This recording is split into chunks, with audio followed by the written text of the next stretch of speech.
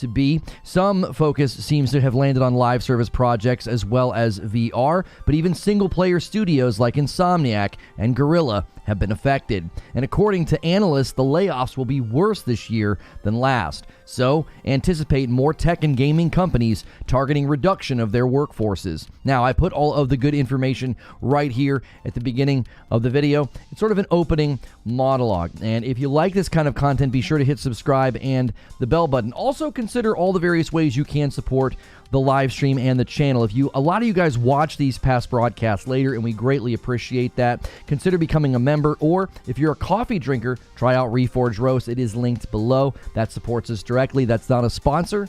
That is ours. Again, if you like the content, smash like, hit subscribe, hit the bell button, so that way you can be here for the live shows.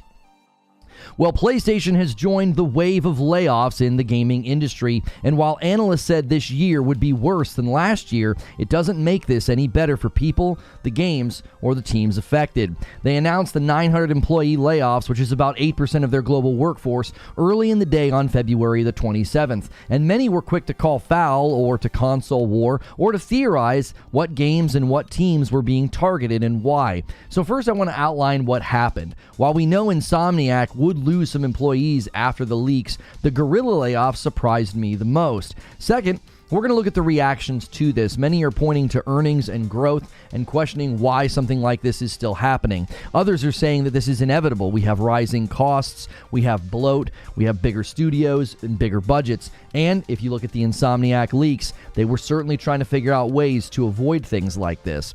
Lastly, I will tell you what I think. I'd already said that I thought about half of the live service games were not going to make it to market, and it seems that that is coming true. Obviously, for some, that makes it bittersweet, as they didn't want PlayStation to focus so heavily on live service, but it comes at the cost of teams and projects being shut down. So first, what happened? On February the 27th, Jim Ryan sent an internal email, and Herman Hulst published an announcement, and Hulst indicated the following.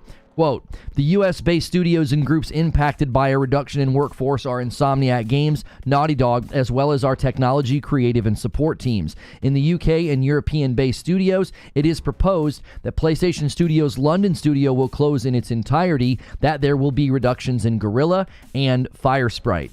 Now, apparently, the proposed changes for London and Guerrilla and Firesprite will enter into a collective consultation before final decisions are taken, which is a tad confusing because VGC has reported the following about Guerrilla. The Amsterdam, Netherlands-based studio plans to lay off about 40 of its over 400 employees, sources told Dutch newspaper. So perhaps they've already done the consultation and they know they're going to be laying off 40 people. And according to the Insomniac leaks, they were going to be asked to eliminate about 50 to 75 positions as well, and completely closing London studio, which is somewhere between 50 and 100 employees, according to what Google is telling us. That lands in the same count as the reductions at both Guerrilla and Insomniac. Now, some were quick to point out that virtually all of the studios targeted had some form of live service game planned. London studio had a co-op fantasy game, Naughty Dog had The Last of Us Online, Guerrilla has both their multiplayer Horizon game and the MMO that NCSoft is allegedly helping with. There was also a confirmed cancellation of a live service Twisted Metal game by Firesprite, even though it wasn't already greenlit. It hadn't been greenlit, it was in the very early stages, but another live service game that in the wake of this has been canceled. Now, some might say that Insomniac have no live service plans, but according to the leaks, they had multiplayer and online plans for their games. Spider-Man 2, Wolverine, and an apparent X-Men game all had online roadmaps. Firesprite and London Studio also had done a good amount of help with some VR work. And when you see the PSVR 2 pledge to get PC support, it's likely that PlayStation is moving away from first-party support of VR and will likely then lean on third-party games as well as the PC audience. If they are attempting to lower costs and seek better profit, VR is a quick and easy cut given the smaller potential sales market and the slow adoption rates that we see with VR devices. And on the topic of live service, I could see PlayStation wanting to reevaluate exactly how much they want to gamble on live service games, given how volatile and challenging they are. Bungie may have caused them to absolutely pump or slam on the brakes, not just because of Bungie's own financial challenges and their own revenue failings, but because of their input. Now we have two paragraphs that I think are worth quoting from the Herman Hulst announcement. The first one concerns their narrative-driven games. He says, delivering the immersive narrative-driven stories that PlayStation Studios is known for at the quality bar that we aspire to requires a re-evaluation of how we operate. Now you will notice he makes no mention of other platforms here. He does that in a moment when he's talking about live service games, because I think they are focusing on budgets, but also the Insomniac leaks are helpful here. They were planning, or at the very least, they were considering delivering Spider-Man 3 in a very different way. They would basically break the game in half and sell each of those halves for $50, and they would come out basically 1 year apart. This would enable them to generate more profit to shoulder the anticipated budget growth of the third game. We also know that Hiroki Totoki made mention of PC recently, and that they would be wanting maybe timelines of quicker ports to PC, or just expanding more games to PC, maybe moving more of the library. And I predicted that when the PS6 finally lands, they will be considering more day-and-date options for PC. As Helldivers 2 has shown them, when you have a hot ticket item, it's really nice to be in two storefronts. Now, on the subject of live service games, he said the following: delivering and sustaining social online experiences, allowing PlayStation gamers to explore our worlds in different ways, as well as launching games on additional devices, such as PC and mobile, requires a different approach and different resources. Again, this is just restating what they have said many, many times. PC and mobile is part of their plan, and live service games will certainly be on PC day and date. They have indicated this before. And depending on the game, maybe even mobile. They might even consider a future handheld mobile as well, as we've heard rumors they are planning to make an actual handheld, as the PS Portal, while it's doing well, that's more of an accessory to the PS5. Now, those audiences, I think PC and mobile, are going to be key to future growth in gaming. So before I move on to how folks are reacting to this, I do want to touch on something that people have taken pretty sharp issue with. Jim Ryan visited London studios so that they could bid him farewell before he retires in just 5 days, before they found out they were being closed down. Now, obviously, the initial reaction is, how could you? Why would you visit a studio and be like, hey, see you guys later, I'm retiring, and then 5 days later you let them know they're being closed down? This kind of feels like a lose-lose situation, because if Jim Ryan is doing a farewell tour before he retires, skipping over London studios, I think, would look just as bad, if not worse.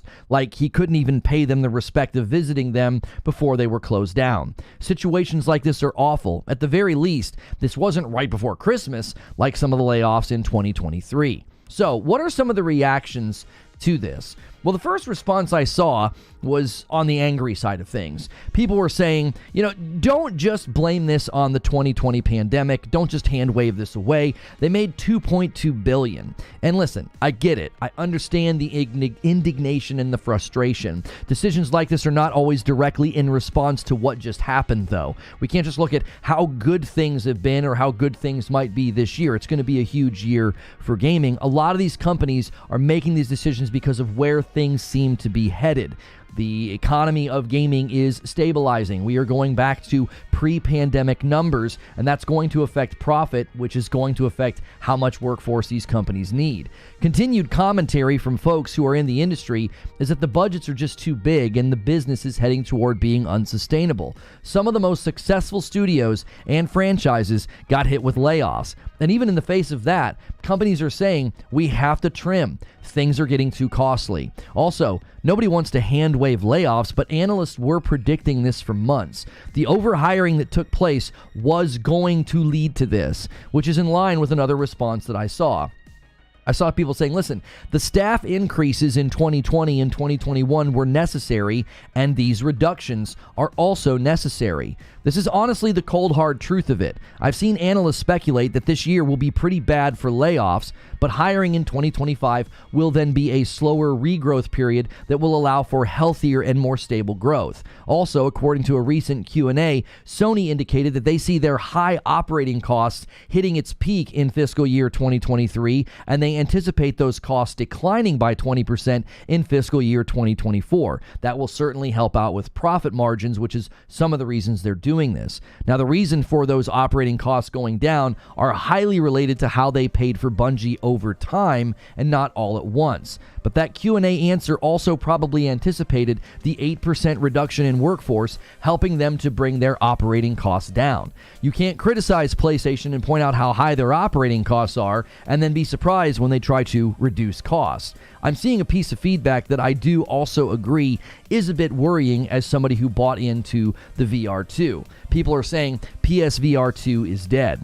I love my PSVR 2 and I love my Meta Quest 3, but VR is such a hard sell, and it's such a small market share compared to consoles or PCs. I also was very critical of the PSVR 2 last year. I said they needed more first-party games at the quality of Call of the Mountain and Gran Turismo 7. I was also very disappointed in the steady flow of low-quality VR ports from third-party VR companies. After buying a few games that simply were not ready at launch, I stopped paying attention to the PSVR 2 game announcements. And the recent news that the PSVR 2 will be PC compatible, I believe is a smart move, but it probably signals a shift into leaning more on third-party games rather than their own investments, which is a bummer because I think the PSVR 2 is a great VR experience. I understand it's a difficult thing to invest money in right now. It's a very small market share. You're not going to get a lot of ROI and profit from people buying VR games because there's so few people that actually have the devices. The best of the three that I've tried across VR2, MetaQuest 3, and the Pico was the PSVR 2. It had, I think, the best experience and the best graphics, and being able to harness the power of PCs might help it as a device. So on the token of people claiming that the PSVR 2 is dead, some are also claiming, well, the live service games are out. I think folks are getting a little ahead of themselves here. Helldivers 2 is currently crushing it and exceeding all sales and engagement expectations. I said last year that the 12 planned live service games were likely going to get chopped down to about 6. I felt PlayStation was far too ambitious in their initial plans. And I think Bungie's sobering report to one of PlayStation's best developers, Naughty Dog, was a bit of a wake-up call. I think PlayStation realized that delving into live service would be more challenging than they initially thought. And with rising costs and rising budgets, some of those plans and projects are likely being shelved in addition to ones that have been just flat out canceled. Now, I've also seen a response that I think is worthy of mention. People are saying 8% is actually low compared to other layoffs. People are saying whenever you're at 10% or lower on layoffs, that's just waste reduction. Now, I'm not trying to be crass to the people that have been laid off. This is something people have been observing about. 8% is actually fairly low. Now, this is certainly true, and likely no level of comfort is going to be brought to the people that are laid off by saying, well, it's a small number. But when some studios are laying off 20% of their staff, like the studio behind Life is Strange, or Epic laid off 16%, Supermassive is laying off 30%, Embracer Group reportedly is planning on laying off roughly 50%. Well, the 8% doesn't suddenly become a good number in light of that, but given the reach of tech and gaming layoffs, it seems like this is far less reactionary and less destructive. So let me give you my thoughts on this. First, since the Insomniac leaks, we knew this was coming, and the analysts made it clear layoffs in 2024 would be worse than 2023. And I only say this because the indignation and the cries of how terrible this is, I guess I just have a question. What should these companies have done instead? Should they have ignored market realities, just pressed on and risk greater financial trouble and greater job loss? Take the devs that are having to let people go, like the people behind Life is Strange. Should they have just pressed on and pretended that the market wasn't recalibrating to post-pandemic levels? And then they could risk far bigger damages and loss and cause more people to lose their jobs, or maybe the entire studio has to shut down. I get it. It's upsetting. It is. But analysts were saying that this was coming because it was a predictable and necessary outcome. More than that, they've also predicted healthier hiring going into 2025, which will help the industry stabilize. Again, I know this is no comfort to anybody that's been laid off, but the alternative would have been far worse. And I know that many will point to instances where C-suite employees shoulder the burden by foregoing bonuses or other things to help avoid layoffs. But this is obviously far bigger than that. When a company of PlayStation's size reduces 8% of its workforce, I don't think you're just going to find that in a couple of C-suite bonuses. I also think this is far more than just trimming to save money. They're re-evaluating how they bring games to market in a profitable way. I think Jim Ryan's virtuous cycle has some weak points that that got exposed. I've been saying, listen, devs can become too big, and it ends up working against efficiency, and it works against profitability. And that is, I think, a potential lesson learned here. It was claimed on Twitter. I don't know if this is exactly accurate, but it looked solid to me. So take this at just, with a grain of salt. But it was claimed on Twitter that Spider-Man 1 versus Spider-Man 2 saw a huge jump in just the writing team alone. And I consistently pointed out to how teams under PlayStation ownership were growing. They were doing lots of hiring. Well, it seems maybe they got too close to the sun. Herman Hulse said that in the announcement that growth itself is not an ambition. Basically, growth can work against their aims to bring games efficiently and profitably to the market. I recently observed that smaller dev teams are able to take risks, and they're more agile. They can pivot, they can make adjustments in an easier way. The monster AAA studios and games are like aircraft carriers. They're big, they're costly, and they're really tough to turn. I also think many PlayStation fans will welcome it if they're re-evaluating their live service plans. Again, Helldivers 2 is a breakout, and others could do the same, but avoiding risk is key right now, given the projections and the rising costs and those shrinking margins. So while this doesn't feel like the result of an acquisition or overspending or something that is tectonic like what Embracer Group is doing, overall I think we can agree that layoffs suck, even if they are necessary. But that's just what I think. What do you think?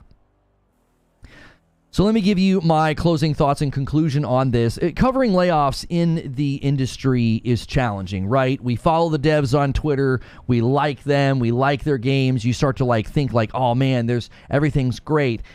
But I think having to balance being factual and logical with empathy for the people who have lost their jobs, it's just a tightrope. On one hand, everybody can go full empathy and rage and just get really angry on Twitter. And on the other hand, people can be very dismissive and they can be very cold and be like, well, this is just how the industry goes.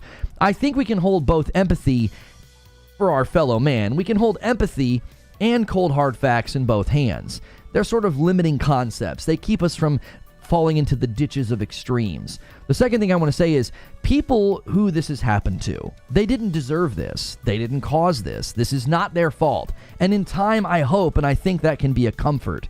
This is not a judgment of their value or their worth as a person or their worth or value as an employee. It's a giant machine that is making adjustments to avoid worse problems. So again, the silver lining to this is that those who have been laid off, they are not the cause. They are not the problem. They are the collateral damage. My conclusion is this.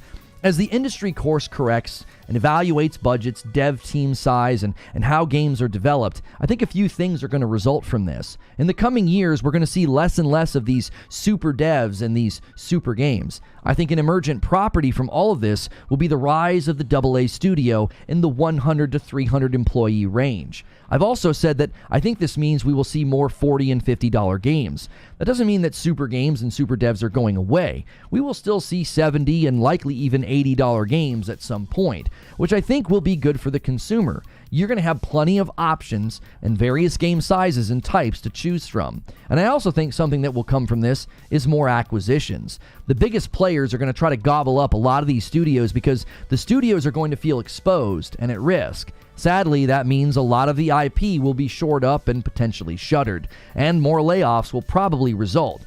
Hopefully, independent third-party studios can survive and avoid feeling the need to be bought. If that means they have to lay people off now, that's probably better than what would happen if they were acquired. So for now, it seems that PlayStation's making adjustments to their immediate plans for live service as well as PSVR 2, and while I see nothing tectonic or seismic happening in the immediate future, minor adjustments like this can set long-tail trajectories into the future.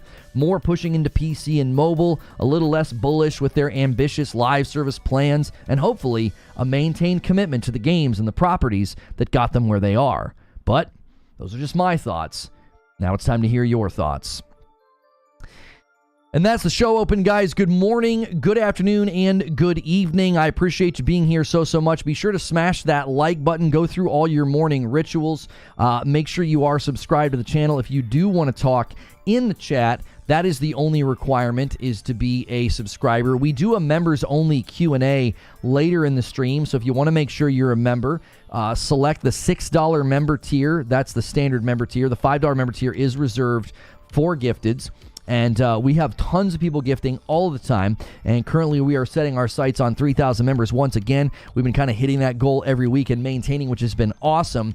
And if we do that next week, the first Friday in March, we will do a huge community game night. So be sure you have everything connected to the Discord for that. And don't forget all the other various ways you can support the channel. We have sponsors listed below. We work with Into the AM. They supply basically the t-shirts that I wear, the glasses that I wear for Gamer Advantage, and then there is the coffee. So we appreciate all the people that support this channel on a daily and weekly basis. It's because of you that we're able to do the shows as consistently as we do. We do this full time, and we would not be able to do it without you. And a single gifted comes in from Lord Horg, and he starts us off right. Han shot first, and so did you. Thank you so much. But we also have 5 coming in from Behemoth. Behemoth drops a 5 bomb on the channel and takes us to 6 members already. And I gift back as well. Every 25, I give 5 back to you guys. So thank you guys so much for pushing that number every single day. And what is that from Ika Gang? We have a $2 tip. Dog eat dog world. Loyalty to these companies means nothing. If a company offers you more money to jump ship, just do it. Well, I don't know if anybody right now is going to be getting headhunted. I don't think that's going to be happening. I mean, I appreciate what you're saying. You're basically saying these companies will let you go if they need to, right? That's just what they're going to do. So if you get a better offer, go somewhere else. For sure. I mean, there's people that move. There's people that get new jobs. Like I said, I think that you can hold empathy in one hand and the cold hard facts in another. It's like, this sucks. This is terrible. It stinks that people have to lose their jobs. But in the other hand, you're holding the cold hard facts of like, this was unavoidable. These companies aren't doing this to be mean or unkind. It's not because they were reckless and they were like overspending or, doing things that were like poor business practice. They reacted to a global situation, and now everything's returning to pre-pandemic numbers. And if in addition to that, there's compounding effects here, right? They're not just returning to pre-pandemic numbers. We're seeing budgets go up. There's obviously inflation. There's global currency things going on as well that makes it more difficult to sell your hardware and your property in other places. When global currencies fluctuate and suddenly are worth less money, people tend to tighten up. When countries are fighting with each other, people tend to tighten up and spend less. There's so many factors going into this. I just think the oversimplification of these people are incredibly greedy and awful, and it's like, I don't necessarily think that is the reality here. I mean, last year when we covered some of the layoffs, I remember we looked at the hiring that some of these companies had done, because if you saw the one headline, it was like, oh, Microsoft laid off like 10,000 people. It was like, holy cow. But then you looked at 5 years of their hiring, and they still had more employees than they had 5 years ago. Like, you have to consider that. Like, some of these companies are just... Whoa, and a big one. A 20 bomb comes in from Christopher, and he's not just a 20 bomb. He's Agents of Chaos as he, by himself, pushes us past the 25 mark. I greatly appreciate that. I now owe you guys 5 members. That's absolutely incredible. Christopher Wright also renewed his membership for 29 months in a VIP. Extremely generous. Paul said, how is 8% a small number when PlayStation didn't grow staff count over 2019 to 2022? It's so misleading.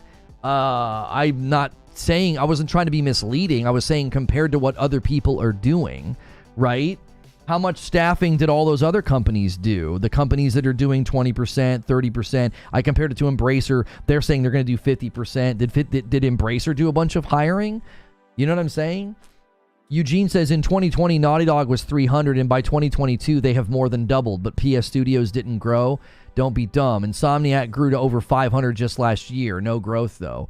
Yeah, Paul, what you're saying is not accurate. These companies did grow. We pointed to the fact that they grew. We pointed to the fact that they were hiring. They avoided the layoffs last year.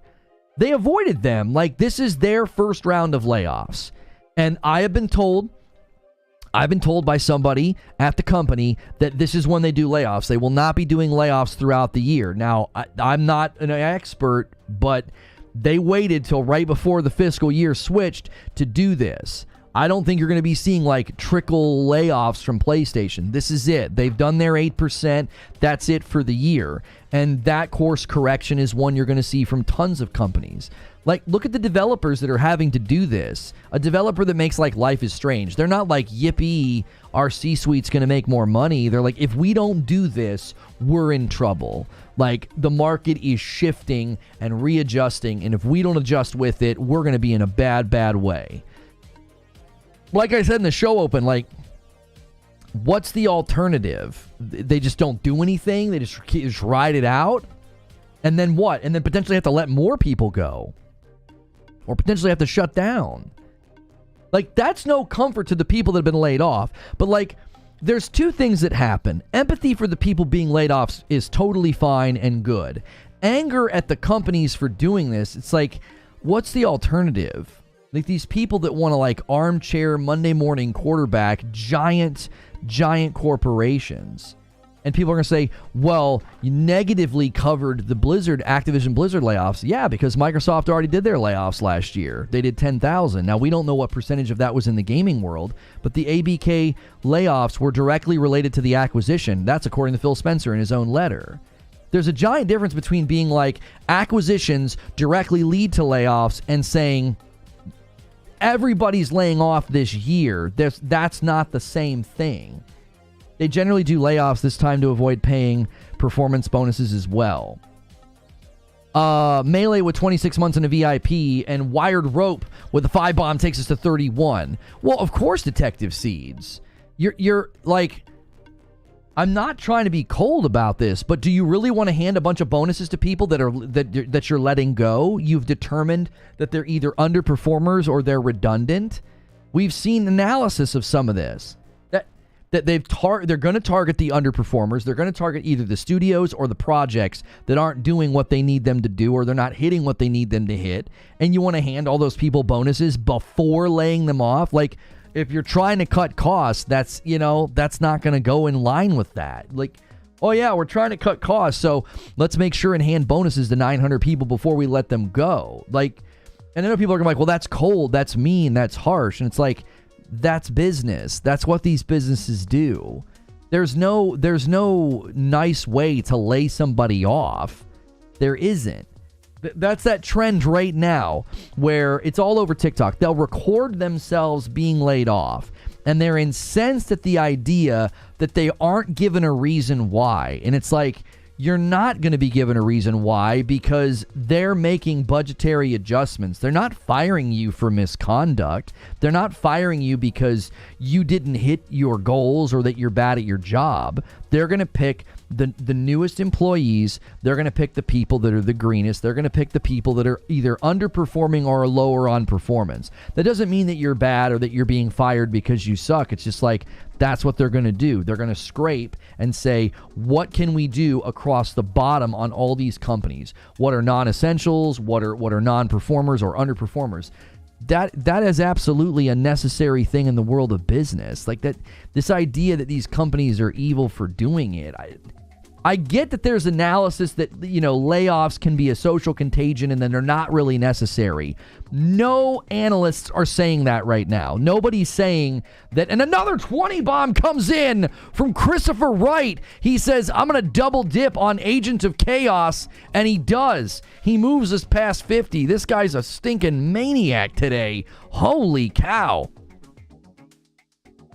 The problem is they will give them the bonus if they sign a non-compete. Happens all the time. So they'll put in the work to earn the bonus, and then they cut them before having to pay out. Well, what you're doing now is pure speculation, which is pointless, Detective Siege. You know I like you, but getting lost in the weeds of you speculating what they're doing to people's bonuses, why even go down that road? We have no idea what they did to bonuses and what they did to these employees. They laid them off. There's 900 people laid off. Speculating and presuming that bonuses have been cut or they dangle a bonus and then sucker punch the employee, you don't know that, and you don't know how any of this was handled. So there's no way that we can speak on that with any sense of authority. If every company is laying people off because analysts are saying this is coming, this is not what we've seen before, where layoffs can become a social contagion where it's like, well, these guys are laying off, we need to lay off too, because the C-suite just wants to pad either their numbers or their bonuses, or they're trying to get the shareholders happy. Everybody said this is coming. We are readjusting to pre-2021 numbers. 2020 and 2021 was this explosion. They hire, they spend, they invest, and they're adjusting back down. Now, dollars to donuts, every single one of these studios that had growth and hired, just like Bungie, they're still going to have more employees than they did in 2020, in 2021. So that's another perspective that I think is important here. And I was fair to Microsoft. I said the same thing when I looked at that. They laid off 10,000 people, which on paper looks insane. But then when you looked at their hiring, it's like they've been hiring like crazy for the last 5 or 7 years, and they still have more people than they did pre-layoff. That's why when you see the 10,000, you're like, oh my gosh, that's insane. Well, Microsoft's enormous. And they started hiring, I think it was 2017. I haven't seen the chart in a while. My memory is that around 2017, there was this big uptick in hiring from them. And then they shaved down, but they still netted more employees. So the tech sector and the gaming sector is still growing. They're just making adjustments. It's like you can't have infinite growth. You can't just keep adding employees. You can't just keep adding projects, because that leads to financial ruin if you just keep going. You can't just ignore all the warning signs and all the road signs that say you absolutely need to settle down. You need to calm down, trim down, because you're going to get too expensive. I thought it was reported on that is what happened. I'm happy to retract that if that didn't happen in this particular situation. Well, who reported that happened, and what studio? So you're saying every studio, they did that? They say, oh yeah, we're not going to give you your bonuses, or we'll give you a bonus if you sign a non-compete? Can you even get somebody to sign a non-compete when you lay them off? Is that even a thing? Eugene says, I think I'm just at the point of, why do I care about these workers any more than any other workers? And I realize that I don't. I care more about them because it's attached to the industry. It's attached to the industry that I like. I am being told by somebody at the company, the laid off employees or the laid off people got severance and their bonus. It was announced they would get severance benefits. I confirmed from laid off employee that they got a bonus. There you go. That's exactly why I said we shouldn't be speculating about that. I now have it on very good authority that at least one person, you could say that's anecdotal, but we've got an internal thing saying it and then somebody confirming I got my bonus. So quite the opposite of what you were suggesting was going on. That's why we always got to be careful. Like, you hear whispers and you're like, well, I hear these companies do this. And it's like, well, settle down. Do we know that even happened? Like, do we even know that that's what they did or what that's their motivation? I'm hearing quite literally the opposite from somebody that I trust. I like the tool industry. I don't follow tool industry layoffs. Well, Eugene, there's a giant difference between a tool that you buy and put in your shed and creative work. Because creative work is appreciated and enjoyed, I think, at a deeper level than the drill that you bought. You really like it, it's shiny and it's new and it's nice, and you like to do home improvement projects and it aids you in that work. But creative work is different. Like, it's why people got so upset when they saw actors being mistreated, because actors give us something that is more meaningful than a drill. It's more meaningful to us than a car, because our cars and our phones and our computers and our tools, they are merely pieces of our daily life that help us do stuff.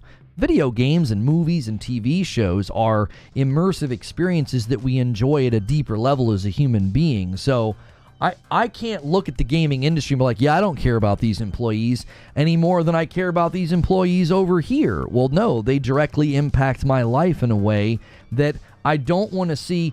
And that's why I said we can hold empathy and the cold hard facts in our hands. Yes, I feel bad for people that have been laid off. That sucks. It's untethering. It's scary. Some of these people have children they're providing for, bills to pay, medical bills. It's immediately like, oh my gosh, what am I going to do? Right? So I can hold empathy in one hand, but I can hold the cold hard facts in another hand and be like, I don't want the industry or these studios to close down. I want them to keep making the products that I love. This is necessary for these companies to keep going and to stay profitable. It's part of business. I think you can hold both realities in your hand. These people that want to go off in like, empathy rage land and just yell at the companies, I don't think you're achieving anything. I think you just end up looking foolish. And the people that just go off in cold hard facts land and are just dismissive and act like this doesn't matter, it's like, I don't think either extreme is helpful. Joker Quinn gifts a member. Thank you so much, and takes us to 52 members on the day.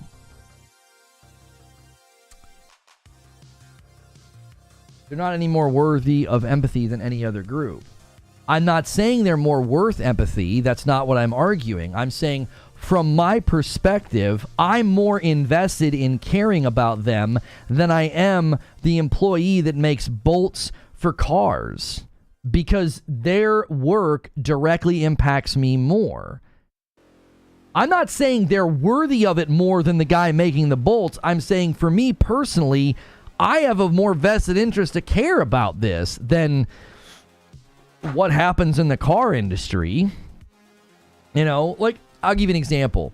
When there was the giant chipset shortage and we couldn't get PlayStation 5s and Xboxes, I was really irritated by that. Now, it also directly affected car manufacturing. I didn't give a rip about that. Why? Because I'm not selling or buying cars. It's not part of my daily life. I have a car, it works, so I didn't care. It didn't matter to me. I cared about the fact that I couldn't get a dadgum PlayStation 5. Or, I cared about the fact that, friends of mine or you guys, people that were trying to get PlayStation 5s, couldn't get them because of the chipset shortages. Well, that right there is a perfect example of what I'm talking about. I'm not saying that we should all be out here in the streets, I think I missed something. Hang on a second. I'm just now realizing. Paul Wright, you renewed your membership, and I'm sorry, I did not shout that out. You did that right after Christopher gifted the 20 members, and I owe you guys. Did I do the 5 that I owe? Hang on one second. I can't get the thing to go away. The member gifting. There it is. I couldn't close the little window.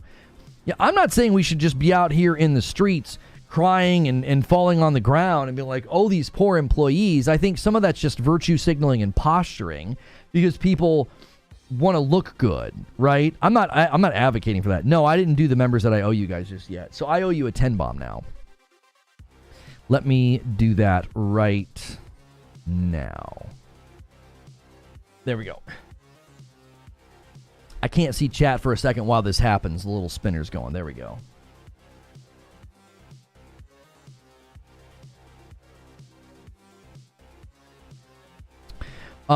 Let's talk about how we got here. Sony for the last few fiscal quarters has been losing money. It's a fact. Look up and now. PS5 sales are slowing, and on top of that, their profits are almost non-existent. That simply isn't true. It sounds to me like you're parroting something that you heard from somewhere else. Now, you look at Sony, and you look at profit, and you look at operating costs, and you look at the entire picture and how they amortized Bungie. Those operating costs are anticipated to go down by 20% in the next fiscal year, which will then add an increased profit. They have basically told everybody that invests and everybody that's basically looking at their shareholders, their earnings, the shareholders that are looking at their earnings, they have not indicated that any of this is surprising. They haven't indicated any of this is surprising. Operating costs being where they are is something that they knew would happen. If you go and look at the Q&A, this is not something where they're like, oh my gosh, we can't believe this is happening. We're in financial trouble. We're losing money. That's a false narrative that continues to be spun up by people who don't understand the financials and they want to pin everything on PlayStation because they saw a report about Sony, not PlayStation. They saw a report about Sony and they said, oh, this is PlayStation. PlayStation's in trouble. And it's like, first and foremost, no. And secondly, the operating costs of PlayStation being where they are is not a surprise. And you also have to consider the fact that they did what they did with buying Bungie over time. That's why they anticipate next fiscal year their operating costs going down by 20%. That's because they're no longer paying for Bungie. And you have to consider, they said they're going to spend more on acquisitions going forward. None of this is a surprise to them. They're not in danger. They're not worried. They're not like, oh my gosh, we're concerned. And if they were, you better believe they would have laid off more than 8%. They would have gone way higher than 8%. The fact that they're doing 8%, you want to talk about somebody that's in trouble. Embracer Group announced that they're considering laying off 50% of their employees. That's a company that's doing everything they can to survive. That's not the situation that's going on with PlayStation and with Sony. Street Shadow with a $5 super chat tip. I work at PlayStation. I lost teammates. I lost my manager. But there are factors that led to this. Chip shortages, game delays, but we are still doing well. Right, and that's the important thing to remember. Thank you so much for the $5 super chat, Street Shadow. And I'm sorry you lost teammates and a manager. That's a bummer. Human type person, thank you for renewing for 25 months. So, like what you're saying, there were so many things that led to this. Like the fact that it's only 8% is... Okay, let's take an example. I wish we had the numbers for what of the 10,000 that was laid off. We don't know what that was for gaming. But the 1,900 that got laid off where Xbox targeted Activision Blizzard, that was roughly 15% of Activision Blizzard's workforce, right? Roughly double the percentage of what PlayStation did. Now, somebody's going to say, oh, well, that was only 8% of Xbox's workforce. Well, it was their second round of layoffs, and it was directly related to and response to the acquisition. They targeted ABK. Why? Because they bought ABK. And ABK hadn't done any of their layoffs yet. They were going to do some. That is true. Activision Blizzard gets targeted. Roughly 15% of their workforce gets laid off. Now, if Activision Blizzard was in dire straits and was in all this trouble and everything was bad, well, then they would have laid off way more than 15%, right? Is anybody out there saying that? Is anybody out there saying that Microsoft or Xbox or Activision Blizzard are in financial trouble or it's dangerous or it's, oh my gosh, sky is falling? Is anybody saying that? No? Why? Well, because it stands to reason that they only did 15% of Activision Blizzard, which amounts to 8% of their global workforce, which is insane because now their global workforce is so much bigger because of Activision Blizzard. Why aren't we saying that? Well, because we know Activision Blizzard's got profitable property and they're a strong company that is now owned by Microsoft. They're a strong company. No one's like, oh my gosh. And yet they trimmed more of Activision Blizzard than PlayStation did. PlayStation's doing 900. Activision Blizzard got targeted for 1,900 people. Is anybody running with the narrative that Activision Blizzard's in trouble or that they're going to shut down? No. So if somebody's going to do that with PlayStation, they're running a narrative. They're grinding an axe. I never once ran with the narrative that Microsoft or Xbox or Activision Blizzard was in trouble. Why? Because the layoffs were exactly what we said were going to happen. All the people that hand waved and said that the acquisition was going to be good for the labor force and that the acquisition was going to be great, everybody, that's what I took issue with. I took issue with the bad coverage and all the surprised Pikachu faces that were like, oh, I can't believe they're doing this. This is exactly what you do after a major acquisition. What are you talking about? So if you're going to run with the narrative that PlayStation's in trouble, they're oh my gosh, they're going to shut down, they just shrunk labor force by 8%, well then I guess we have to say the same thing about every other company that's doing it. Embracer Group 50%. Microsoft did 10,000 last year and then another 1,900 this year. Is anybody saying that about them? Of course not. Of course not, because they're incredibly wealthy and they're solvent and they're fine. They're not going to shut down because they laid off that many people. It's all blown out of proportion most of the time when this stuff comes up. Almost all the time.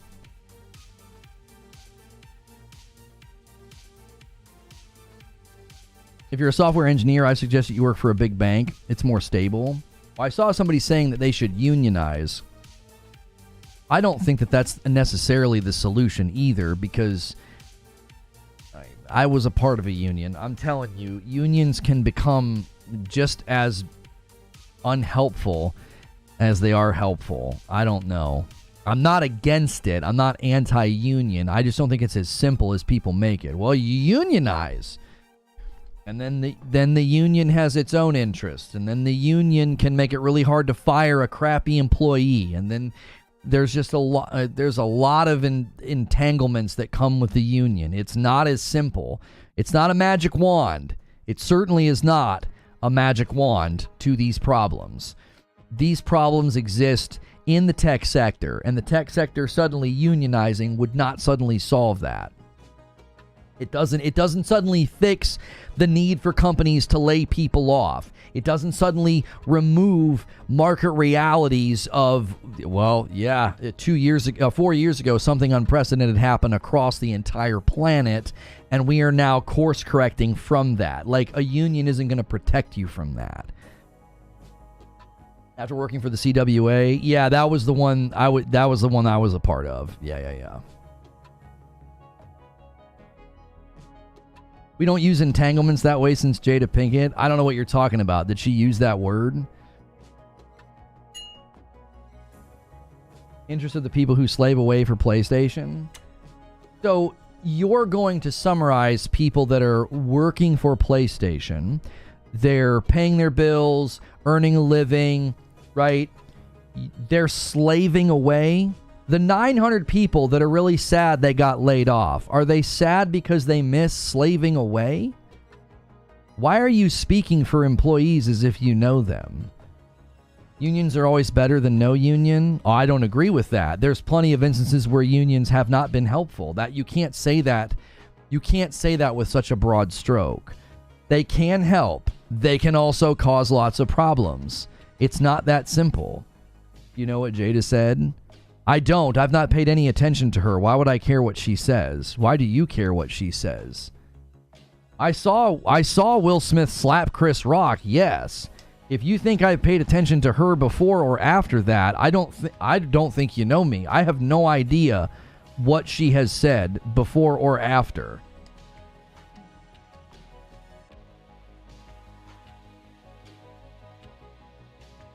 Unions aren't always good. If you lived in New York City, you would know. Yeah, there's been plenty of reports, even from my hometown, of what unions have done to places and factories and what it's done in other places. Like, I don't have the reports off the top of my head, but it happened in my hometown and it's happened in other places. We've seen the articles. I don't need to have them off the top of my head right now to know.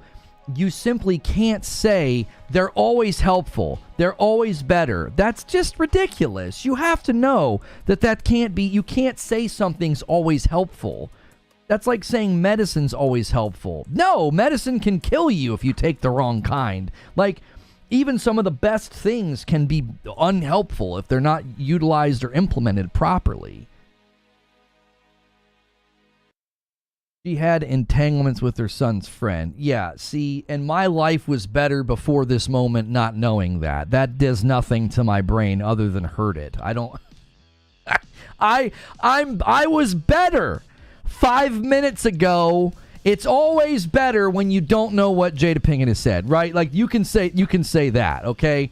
It's always better. Like, I was better 5 minutes ago. I see your point on the ABK deal. Some of the podcasts I've seen talk about Call of Duty mostly, but not the other games and the IPs like Transformers or the other IPs Xbox owns now. Yeah, the way that we covered the Activision Blizzard layoffs, I pointed my finger at the gaming press and the astroturfing PR mouthpieces who acted like the ABK deal was going to be better for the consumer and better for the labor force. Do people still think that? Are all of the meltdowns in the Twitter spaces and the Verge of Tears podcasts that people are doing, do they still believe what they said 6 months ago, that ABK was going to be good for them and that Microsoft was investing in them and their platform and their console? Did they still believe that? That was how I covered the ABK layoffs. I wasn't like, Microsoft is greedy and this is just for the C-suites. No. I said that acquisitions only ever help the C-suites because look at what happened. Golden parachutes, retirement. Adios, Lulu Cheng. Nice knowing you. This is not the same as acquisition layoffs. This is different. This is symptomatic of the entire industry right now. PlayStation's doing what every other studio is doing. And they did it in a way that, to me, seems far less reckless and destructive. It's not like, oh yeah, Embracer Group, 50%, kaboom. Why? Because Embracer Group has consolidated up, gobbled up, and they had a business deal go bad on them, go south on them, and now they've got to absolutely protect themselves. So they're just cutting and laying off and gutting companies, or trying to sell some of them at least. I don't want to get into a union debate with you guys. There is ample evidence available to you that they are not universally helpful. And I don't think an industry the size of gaming would suddenly benefit from it. I don't. And the one group that managed to do it, it was a what was it? It was a QA team at Raven. All you're going to do is unionize yourself right out of the industry. Donnie, earlier in the stream, I missed this, said, Donnie, you said a couple of things. PlayStation's inventory was backed up during the Q2 last year. They built at an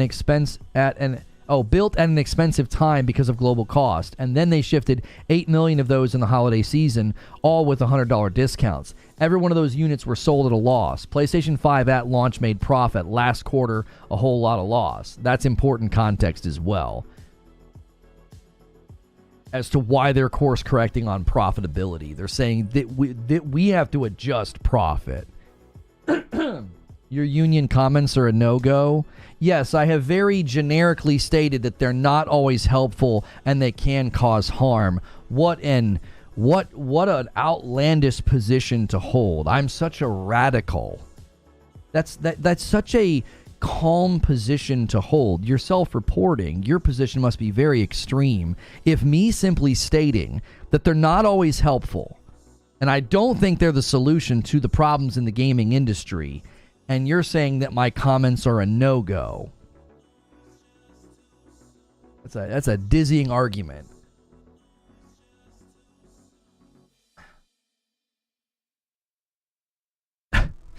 Devs aren't paid enough. Companies try to skimp on cost. I have an idea. Let's unionize. That'll help with budgets and costs and employees being paid well. Yeah, that'll be great. That'll solve all the problems. Yep. All of a sudden, you have people paying dues, leveraging for better pay. Companies are trying to shrink budgets. Companies are trying to shrink operating costs. What do you think's going to happen if people unionize? I respect the workers that build the games, not the companies. I think that's a bizarre position to hold. So you don't respect the companies. You just respect the workers. That doesn't even make any sense. They're in a symbiotic relationship together. Like, a lot of these people are sad because they liked their job. Like, again, this comes back to so much of what we talked about yesterday. This juvenile anti-corporation mindset that the corporations are evil and it's us versus them. So you'll slice that line. You're like, well, I respect the workers, not the companies. What? What does that even mean? Why the animosity to the company? The people that work there like working there. They're not like, I hate this company. I wish I could quit, but I can't. They like the company. They're a part of the company. And to be like, well, no, I hate the company, but I like them. What is the company then? What's this entity that you dislike? Their logo? The C-suite? The board members? Who? They are the company. The employees are the company.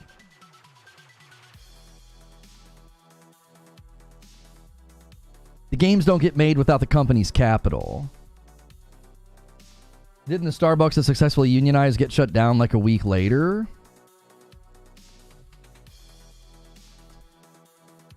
Did anyone buy games from London studios? I didn't want to go down the rabbit hole of like what's London studios made, you know, did they like I felt like that would just come across as cold to be like, well, they haven't really made any good games. So like I don't think it was as simple as that.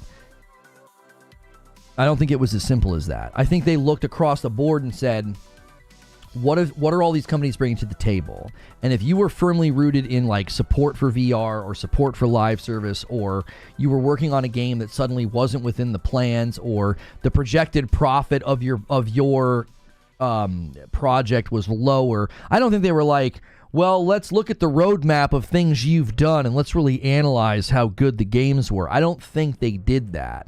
This was literally cost assessment. They went and said, what are the projects right now that we are most likely to not make profit on? Like, if we look at projections. So that's why I think VR stuff's going to get cut. I don't think they're going to do a lot of first-party investment in VR, because those are going to be your smallest profit gains, because it's a smaller footprint of consumer. I think that's why they're reassessing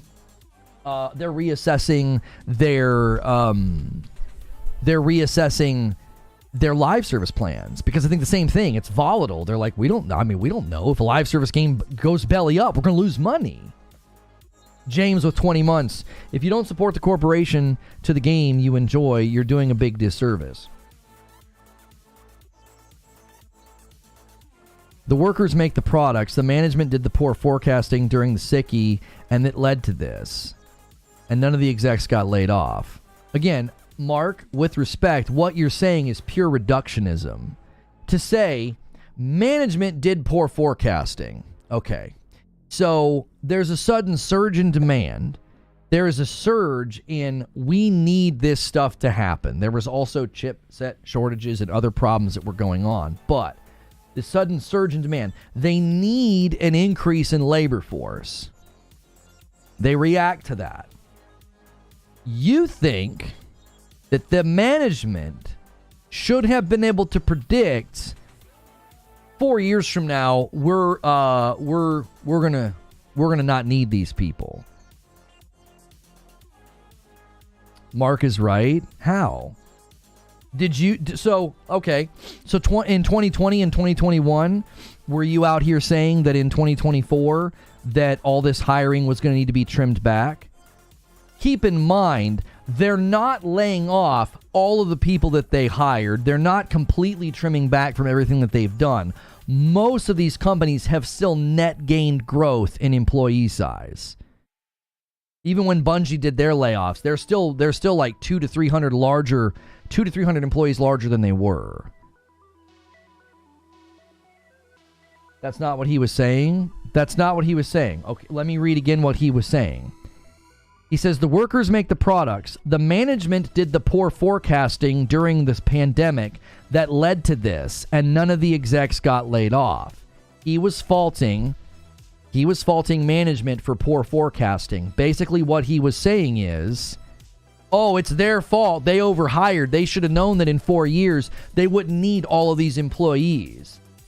They should have known the exact number of employees that they would need 4 years from now. That's ridiculous to say. Companies can't do that. You can't anticipate the shifts that have happened in the last 4 years. So should companies have forecasted what was going to happen in 2020? Should they have known that was coming? Should they have known the number of employees they were suddenly going to need? That's like saying that. That's like saying in the middle of 2020 and in the middle of 2021, that'd be like saying, well, management should have known. They should have forecasted this. Like, what? That doesn't make any sense. How in the world would you have known that? The executive should have foreseen that.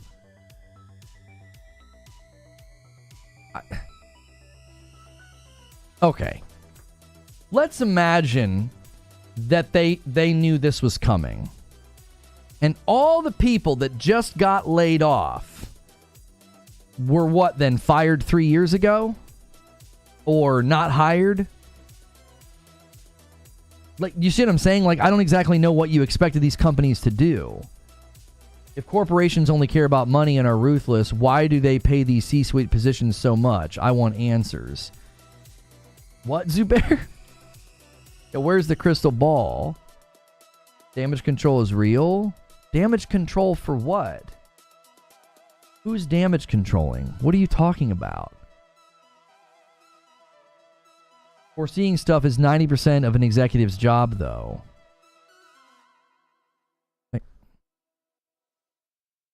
So, an unprecedented global event creates a surge of need in the tech sector. And they should have known that 4 years later, things would return to pre-pandemic levels. What if the opposite would have happened? What if it would have continued for another, let's just say it would have continued for another year. Let's say all of this wasn't really necessary until 2025. We just dropped frames and I don't know why. Okay, that was just really quick. That was an ingest server hiccup. Let's just say that this didn't need to happen until 2025. Like, that's, I guess, my question is to the people that think that. I'm trying to understand your position. So they shouldn't have hired anybody in 2020 and 2021. They shouldn't have responded to demand. They shouldn't have responded to business need. They should have been like, no, this likely won't continue, and therefore we're not going to hire. Like, what?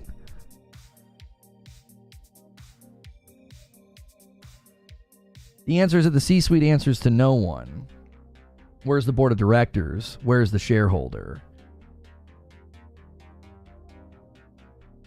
Okay, worse, I think it's fair to say they overhired.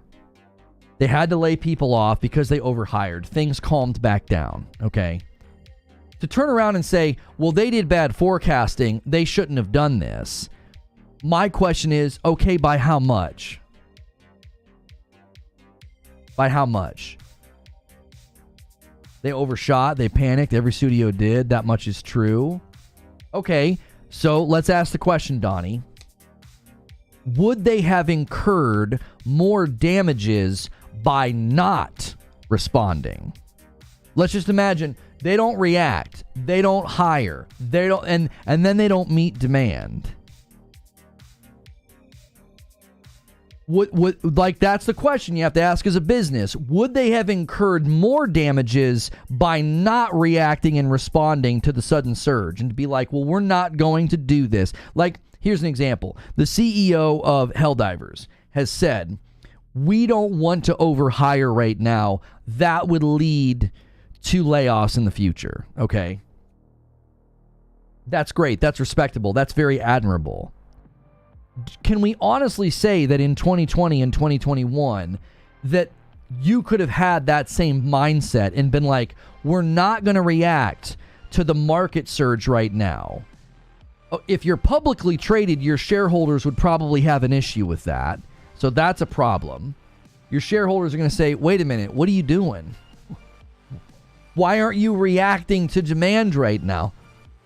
All projections, all market analysis says if we react to this, we stand to make a bunch of money. You serve us. You have a duty to us to say we're going to act when there's opportunities within the interest of the shareholders. So if you don't, we have a problem with that. So all publicly traded companies probably didn't have much of a choice here. There was no, we'll just bide our time here. Now, smaller companies, smaller studios that were independent, okay, maybe you could argue that they were foolish because they just kind of followed the market. Because they're not publicly traded, so they don't necessarily answer to the shareholders. So they could have said, we're going to be more calm about this. We're not just going to overreact and overhire and then potentially have to lay people off in the future. I mean, maybe you could say that. But the larger companies, I don't think they had the luxury to be like, we're going to completely ignore the unprecedented thing happening right now and the demand and the potential profit, the potential gains. We're not going to react to it. That's speculation. That's not speculation. That's how it works. If you have an opportunity as a business to make a ton of money, because you're constantly analyzing the market, they're constantly doing sales projections, they're constantly looking at demand and making adjustments. And if those reports get to the shareholders, and on a shareholders call, they're like, "Can you tell us why you didn't do this? Can you tell us why this project was canceled or didn't go forward or whatever?" And the shareholders are going to want to know, why didn't you respond to this surge of demand? Publicly traded companies very likely were like, if we don't do this, number one, we're stupid. That could be considered negligent to be like, no, we're not going to capitalize on the growth. We're not going to capitalize on the surge in demand. And I'll be honest with you, the shareholders and the C-suite probably don't care. They probably know. You act now, and for the next 4 years, we all make more money. And then in 4 years, if we have to lay people off and course correct, that's what we'll do. Like, do you see what I'm saying? Like, I don't think there's a world where they could just be like, no, we're not going to react to this. We're just going to let it ride and miss out on profits and gains and growth. Also, consider something. Thank you for the 14 spot, Ika Gang. Still think CEOs should take a pay cut. I have respect for people to do that. That's a cultural thing. You're not going to get Western companies to do that. I'm sorry. You're not. Even Sony. I don't think you're going to see that from Sony. That's maybe not even a cultural thing. That's a whole other discussion entirely. I know Nintendo did that once, but that's few and far between. Consider the following. A CEO pay cut's a drop in the ocean. Right. When you're laying off 8% of your global labor force, I don't think you can be like, hey, CEO, if you take a pay cut, we could have avoided all of this. I don't think that is necessarily true. Consider something with me. Over the course of the last 4 years, because these companies reacted to demand and because they reacted to opportunities to get profit and gains, let's say, and this is true actually, a lot of these companies are now bigger and have more employees. Is that not a net good? From a business perspective, it's a net gain. The company is stronger. The company's in a better position to bring product to market. And from a consumer standpoint or an employee standpoint, more people have jobs. Right? It's not, this is why they try to make it too simple. It's like, so for the last 4 years, they acted on the growth, they acted on the surge in the demand, and some of these companies, a lot of them are larger than they were 4 years ago, even after the layoffs. They've grown by a couple hundred employees, and they just laid off 40. That's a net gain of, 150 some odd people. That's 100 some odd people that have jobs that didn't before the surge, and companies stronger, companies in a better position to bring a good quality piece of property to the market. Like, you can't just slice it and be like, nah, they shouldn't have done this. It's their fault. Oh, okay. So rewind the clock and take all these studios back to pre-pandemic employee numbers. You just laid off more people. You just didn't hire more people, basically. That's more people without jobs. You see what I'm saying? It's not that simple. That's why I gave Microsoft credit. You saw that 10,000 layoff number and you're like, oh my gosh. If you look at the chart of hiring that Microsoft has done from 2017 to now, they've added hundreds of thousands of jobs. Maybe not hundreds of thousands. They've added way more than 10,000. And so they didn't lay off everybody that they hired. Donnie said the same earlier. Hang on, let me look at this. The balancing is absolutely true. Like I said to you last night, all of the main PlayStation studios have grown in size by 30 to 50% since 2019. Had those numbers grown more organically by 25% and we didn't see layoffs today, would we be complaining? Well, and you have to ask something, Donnie. Because they hired more than they needed to, were they able to bring product faster and better? Were they able to generate more profit? Were they able to make more reinvestments in the company's technology or who knows what, and made the company stronger? Yeah, it sucks that, Insomniac's laying off, 50 to 75 people. That sucks. But in the 4 to 5 years that they mushroomed up, Did it make the company stronger? Did it make the products better? Are there more people working now than there were in 2019? That's the question that nobody asks. It's just we all get angry and we're like, these greedy corporations. And it's like, well, that's such an oversimplification of what they did. They're not like, yes, we're greedy.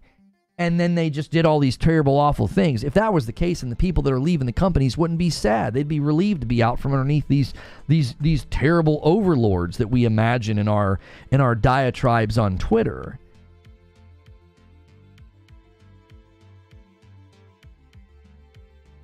This is an estimate, says Eugene. These people don't make as much as people think. The average PlayStation executive compensation is $213,000 a year.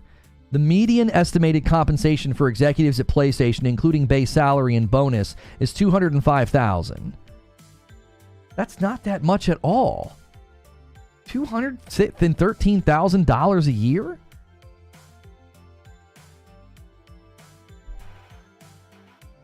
That's come on. That's like I said, there's this phantom idea, you know, these executives are walking around, you know, they're billionaires and millionaires. It's like, that's a bit much. Okay, so they're all making around $200,000 a year. Just how much do you think you could cut into their salary to avoid 8% of your global workforce getting laid off? What are you going to do? You just cut their salary in half, $100,000. How many executives do you think you can cut before you even come close to the number of people that they had to lay off? That's not much. I earn $95K. That's an F-ton. That's not 5 figures. That's 6 figures. $200,000 is 6 figures, not 5. $250,000 just about. I mean, before taxes, yes, it's close to $250,000. At that bracket, they're not clearing $250,000. Plus whatever they make on the stock exchange. Sure. The point that we're making is, listen, if you compare yourself to $200,000, that might be life-changing money for you. I'm not trying to act like $200,000 is not a lot of money.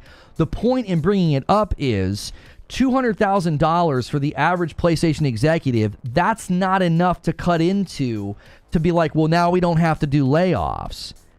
Even if you drop them down to $100,000 a year, I mean, how many executives do you think you've got to do that to?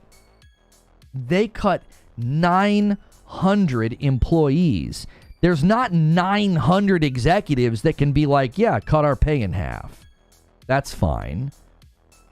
What do you think would happen to a company like that if that was the policy that you ran with? That's the point, is they don't make enough for you to cut into. They don't make enough. What are you going to cut from them? Yeah, you'd need 900 executives. You'd need 900 executives that are willing to take a 50% pay cut. What do you think that's going to do to your organization? These people are living a life where they're accustomed to making $200,000 a year. And this utopian dream world is that we can cut their pay in half, avoid layoffs, and they're going to be totally fine with that. Let's say right now you make $80,000 a year. And I came to you and I said, in order for the business to survive, I have to cut your pay in half to $40,000. What are you going to say? And you're like, you can't do that? I budget around that. I'm anticipating that money coming in. You can't just suddenly cut my pay in half. You can't have somebody working for $200,000 a year and then be like, oh no, yeah, we'll just cut your pay in half. That's fine, isn't it? You're like, no, I'm depending on that money. Just because they're making a lot of money doesn't mean that they're not living a life that's interwoven with that being the reality of what they need. They'd have to sell their home, more than likely, wherever they live. They'd probably have to do that, unless they already own it. They'd have to reconsider all of their purchases. They'd have to reconsider all the things that they own, whether they're leasing a nice car or anything. People that get to those thresholds of earnings live a different life than us. And to suddenly be like, hey, You've worked your way up the corporate ladder. We need you to take your pay cut, which cut it in half. They're not going to be willing to do that. And even if they were, it would be completely tectonic to their life. You're not going to get executives to do that. You simply aren't. That's my point. Is there's this boogeyman corporate view that we have, that these guys are walking around as millionaires, and that they could just take a shave off their salary, all these people wouldn't need to be laid off. And it's like, that just isn't true at all. That's some doe-eyed sentimentality that you read on Reddit or something. That's not true of a lot of these companies. You're talking 100 million employee cost of US or UK employees for 900 people. What are you cutting? What are cutting execs going to do? Yeah, roughly. Yeah, exactly. Like the amount that they cut annually in their operating costs, you're not getting that from an executive salary. You just aren't. Executives often have lucrative compensation packages well beyond their base pay, and a lot of that's tied up in the stocks and the shares. What are you going to do with that? So if you have some compensation package that's tied up in shares and stocks in the company, what are you going to do to how do you use that to avoid laying people off? What did Mash say? People who don't hire forget you have salary, benefits, training, overhead, equipment, bonus. I would estimate the average PlayStation dev makes or costs about $200,000 a year. For a 5-year game cycle, that's $1 million per dev. It's an incredibly expensive industry. It really is.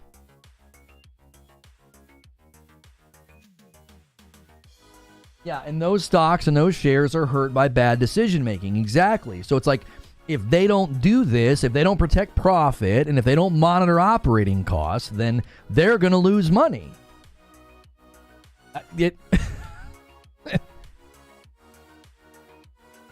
Where are we getting these numbers from is my question. When individual game studios pay their execs 10 times of millions in bonuses up to nearly 200 million. Well, okay, certainly, Omar, the bonuses come into it. Wasn't it the guy at Nintendo that forego the bonus? And Mash comes in with a 50 bomb and takes us to 102 members on the day. What a maniac. That's Agents of Chaos work right there. Mash says, I'm going to take over the chat. Goodness gracious. I now owe you guys 10 members. Javier Cotto's like, Mash, right, Javier? He took the crown. He's taking it. It's his. Most gifted. Chat's going to be a waterfall for a minute. That's a lot of members, Mash. Goodness gracious. The amount of corruption that goes on at the highest levels of corporations and the lobbying and the bribery to politicians, I think it's fair to treat them like the boogeyman. But here's the problem with that. Here's the problem with that, Garrett. What does it accomplish in the long run to say, I'm totally fine with saying empathy and frustration and feeling bad for the people that lost their jobs. I don't think we gain anything by creating and dreaming up these narratives that these companies are evil and the executives could have taken pay cuts and this is all their fault. I don't think we gain anything by that, because I think by and large, most of the time, it's not true. It isn't. It makes us feel better. We want somebody to blame. We do. We want somebody to blame. It's somebody's fault. We need a scapegoat, right? That's a part of that. That gets into like philosophy of man, right? We seek justice. We seek a scapegoat every time. Sometimes there's not a scapegoat, man. Like, you want to blame a person? You want to blame an entity for this? Like, when we were critical of the Xbox Activision deal, And we said it'll lead to layoffs, it'll lead to projects being canceled, right? My issue with it was always, it's going to be bad for the consumer, it's going to be bad for the products, it's going to be bad for the teams that are working on these games, right? It was never, oh, these greedy corporate overlords, it's all their fault, I hate them. It's like, no, this is what big corporations do. I even said, the Xbox Activision deal is going to lead to more acquisitions. It's like a starter pistol. All right, everybody go buy now. That's the goal. That's the goal. Go buy content. And my issue with it has never been, how dare these greedy corporate companies spend their money? No, it's been, this is going to be bad for the consumer, and it's going to be bad for the products that we get. Like, I've never wanted to be this imprecise, like, boogeyman, like, ooh, look at these greedy CEOs. Like, it's like, what the heck? Like, all these companies operate with the same mentality. What company do you support? Where do you buy your games? Who do you financially invest in as a consumer that you think is pure in the grand scheme of things? Street Shadow with a 10 spot. For chat, when does worker turn into the evil company? Was my manager the company? My director or VP who supports my risks the company? Lots of short-sightedness. SIE treats me well. Thank you. Thank you. That's the point I'm trying to make. It's like, we don't achieve anything. Listen to the people that have been laid off. They're sad. They liked working for the company. The company's not evil. It's not some evil, terrible place. Yo, dude with the drum set with a 10 spot. We're having a banner day of gifted members. Thank you so much.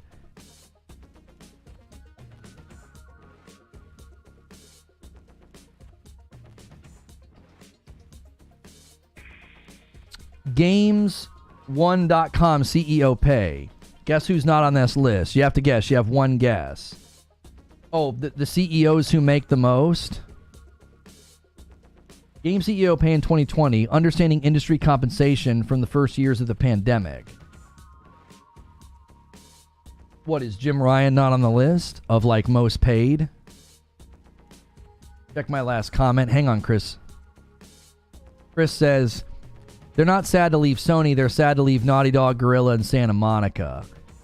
But come on, Chris, it's all one animal. The guy that just super chatted said SIE treated me well. What? Come on. These companies have been growing under PlayStation and Sony ownership. What this idea that they're evil and they're awful. Another example. My issue with what Microsoft does to creative. I've never been like they're greedy corporate overlords. I've been like they have an 18-month contract policy that runs counter to creative work because it works for utilitarian software, but it doesn't work for creative software development because you lose institutional knowledge. You lose vision transfer and solidarity and teamsmanship, right? I've never said the contract policy is evil. It's corrupting to create a process. I'm making a business assessment. I'm making an assessment of what's going to be good or bad for the business and the product that I want to buy. The game CEO pay in 2020. So the top paid CEOs, no one from Sony or PlayStation is on that list. See, we just run with all. We just let me pull this one up here. Let's just take a gander at this. Let's just take a gander at this list of people. Again, I'm pushing back against this notion. Survey measures 842 million in compensation. So is this going to get higher as I scroll down? Game CEO pay in 2020. So we've got a whole list of people here. Let's just go to the tippity top. All right. So we've got, not surprising, not surprising at all, that Mr. Bobby Kotick is here. You see this here? Like, do you want to talk about ways that layoffs could have been mitigated. You want to talk about, ways to avoid letting people go. I mean, this guy has got a golden parachute, by the way, too, when he left. Here's EA. There you go. Here's Zynga. Like, you want to talk about, like, CEOs that are paid a lot and could maybe take pay cuts or could maybe shield people from potential layoffs. The PlayStation and Sony is not on this list. NC Soft, that's not surprising.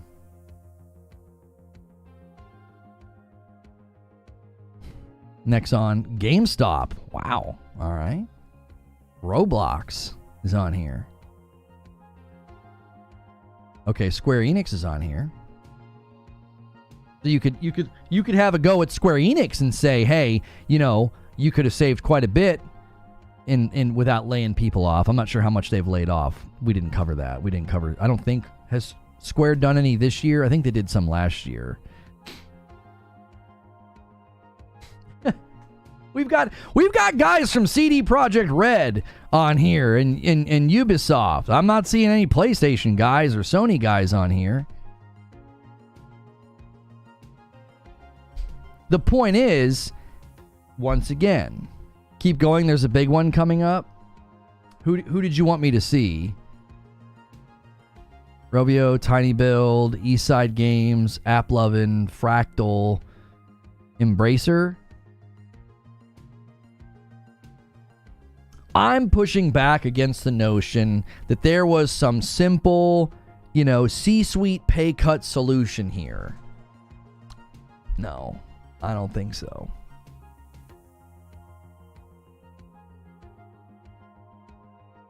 Victor, with 34 months, it's obvious people who hate on these companies do not own stock or have 401ks. I want every company in the S&P 500 and those in my investment portfolio to make tons of money, grow my retirement plan. Yeah. But that is interesting that the Embracer Group, he's only 162. That's surprising. Like, that's actually really surprising. The fact that, like, these guys are looking at laying off 50% of their workforce. Well, there's nothing you can do to him. You can't cut from his pay to save anybody. Is Phil there? No, Phil wasn't listed. Yo, what's good, Hellfire?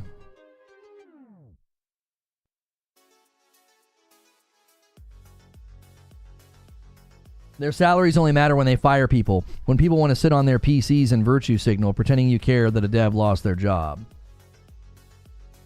Lots of stock options align their incentives with the shareholders. This is true. This is true. Which makes it really hard to say, well, the CEO could just take a pay cut, right? I still owe you guys 10. I've not done the 10 yet, have I? No. Let me do the 10 members that I owe you guys right now. Before I forget. Also, guys, we've been streaming. Oh my gosh, we've been streaming for an hour and a half. That went by really, really quickly. Do me a favor and make sure you have smashed the like button. Go through that ritual. If you've been lurking and listening, if you watch the show on a daily basis, that helps me out. Make sure and minimize the chat. Hit that like button. Make sure that YouTube is saving your like. YouTube's been a little squirrely lately with the like count, and so we greatly appreciate it. Make sure you hit subscribe if you want to talk in the chat. We greatly appreciate all of the new subscribers today. Thank you very much, everybody who has supported this stream. Their pay is inherently cut by poor performance. Right, if the company performs poorly, if profits aren't there, if, like, what's happening with operating costs, right? If operating costs surge and profit goes down, those guys, they lose money. We are currently at 2978. We are 22 members away from being back at 3,000. Maybe we could hit the 3,500 goal between today and tomorrow. 500 members is a lot. It's a lot. We're 22 members away from being back to 3,000 again. That's been amazing. Holding that number is just incredible. Tomorrow a new video game will launch and all this will be forgotten. Well, and I touched on this a little bit yesterday, and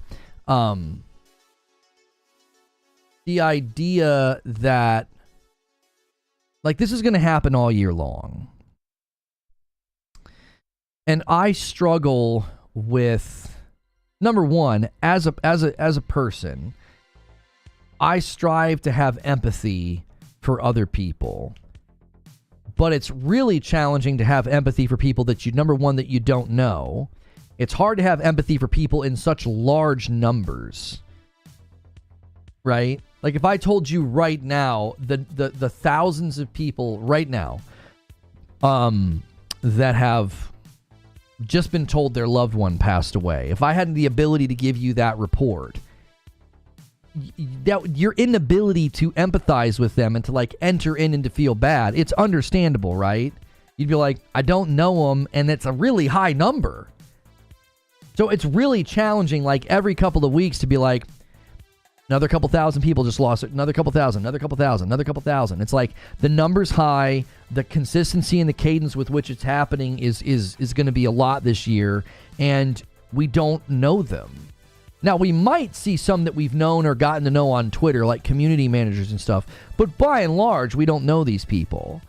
So it's difficult. It's like, yes, of course, like I feel bad, but like I'm not going to emotionally, like you can't spend your limited emotional amount of energy every other week being like, oh my gosh. That's why I'm cautioning against this idea of like turning the corporation into this evil overlord, or, oh, the C-suites could have taken pay cuts. It's like you're driving a narrative that isn't true. The people that have been laid off are sad they've been laid off. They liked the company. They were a part of the company you're now attacking. The question would be, what would have Sony done to not close down 4 studios in the last 4 years and shut down 8 live service games? Why ask that question? Why would you ask that question? The assumption would be this was a decision that aligns with their future business interests. If they're deciding that we were going to do a bunch of live service games, and Bungie basically educates them on, you don't know what the frick you're doing, and they say, okay, we need to dial this back. We're going to incur lots of loss. What the alternative would have been to just keep going, right? This is one time where you can be dichotomous. They either keep making the games and push out the live service games anyway, or they fold back and say, we're not going to do live service. Bad management? I call that good management. To say, this isn't going to work, this is going to be bad, we need to dial this back and not do this. That's actually good management. You know what bad management is? Shipping games that have no business coming to market. Shipping games before they're ready. That's bad management. Good management is, hey, we invested in oversight so that if we bring a project to market, it's going to be successful. That quite literally is the definition of good management. And for them to spend money acquiring a studio to help them with something, and for them to pull the reins back and say, whoa, this isn't going to go well, that's good management and good oversight. Everybody's talking this morning about good forecasting. That's quite literally why they're doing this. That's quite literally why they're doing this. Would it have been better? Imagine they didn't buy Bungie, and we got The Last of Us Online, and we got these live service games, and they come out and they don't do well, they flop. And it creates larger tales of financial loss and pain on the studios. What do you think would have happened? What do you think would have happened to our beloved Naughty Dog if they would have just shoved it out anyway? The race to live service, everything was a mistake from day one. I think that's sweeping and reductionistic. That everything was a mistake. Helldivers 2 was a mistake. Okay. Buying Bungie to ensure their live service plans have good oversight, that was a mistake. Like, you're just calling it all, it's just all a mistake. They should have known that live service was a fool's errand. I don't understand. Plenty of live service games are out right now, and they're successful. Lots of companies are setting their sights on live service. Let me ask you something. A lot of companies have set their sights on mobile and cloud. Is that a mistake? Because that's a surge. There's lots of growth and lots of spending and lots of money to be made there. So looking at trends in the market and saying we should be trying to do that, and not just we should be trying to do that, but we should try to do that well. Let's get a company that can help us do that well. To label that as bad management, I think, is ignorant. That's just from its head to its toes an ignorant position. Bad management would have been what ZeniMax did. That's bad management. Bad management is Redfall. ZeniMax tells a studio known for single player, we want you to make a co-op shooter, kind of an ongoing live service game. And the devs are like, we don't even know if we can, or we don't even really want to. And they go ahead with it anyway. It gets to the point where they're hoping that Xbox will cancel the project. That's bad management. Bad management is not, we see opportunities in the market. We're going to try and build games to take advantage of these opportunities in the market, and we're going to spend a significant amount of capital that increases our operating cost over 2 years. And in the process of doing that, we're going to be having oversight of our live service games.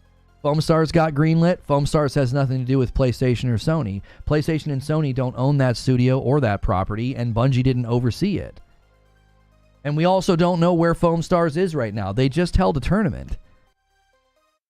I don't think you throw money behind something that isn't working. At some level, that game I think has a chance again in other markets.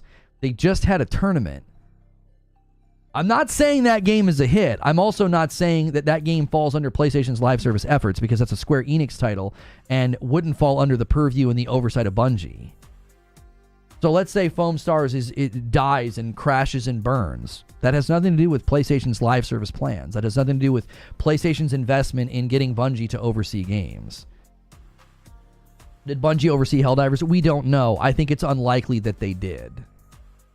I don't think the timing lines up. So I'm not saying that Helldivers is a testimony to Bungie. I'm saying Helldivers 2 is a success, meaning you can bring good live service games to the market. This sweeping reductionism of live service games are trash, they're always bad, live service games deserve to crash and burn. Helldivers 2 says, hold my beer and sit down and be quiet. Like, that's what Helldivers 2 says to that narrative. Just be quiet. It's tired. It's boring. You're just a parrot. You're not saying anything original. You're saying what so many people have said before, and you have to ignore a litany of successful live service games that people willingly play and enjoy, and you have to ignore 2 of the breakout titles this year. Is Palworld's ongoing? Palworld's going to continue to get updates and support. That's not a one-off game. Exploded. Helldivers 2 explodes on the scene. So the narrative that live service games are always bad, or that they should not try to do live service games, that narrative is in tatters on the ground. And because PlayStation has oversight and they're canceling live service games, that's going to be turned into bad management. Bad management would have been shipping the games anyway and watching them crash and burn, or watching them not be successful, or watching it basically require Naughty Dog to either completely pivot to support it as a studio, because Bungie basically showed them this is the bandwidth you will need to support a live service game. So Naughty Dog would have been faced with, we either support this game or we're going to have to EOL it rather quickly. That would have been bad management. Like, the idea that a game getting canceled is like this huge, oh my gosh, I can't believe this happened. Like, what was the there was a game that Xbox canceled. Who was making it? It was some RPG or something.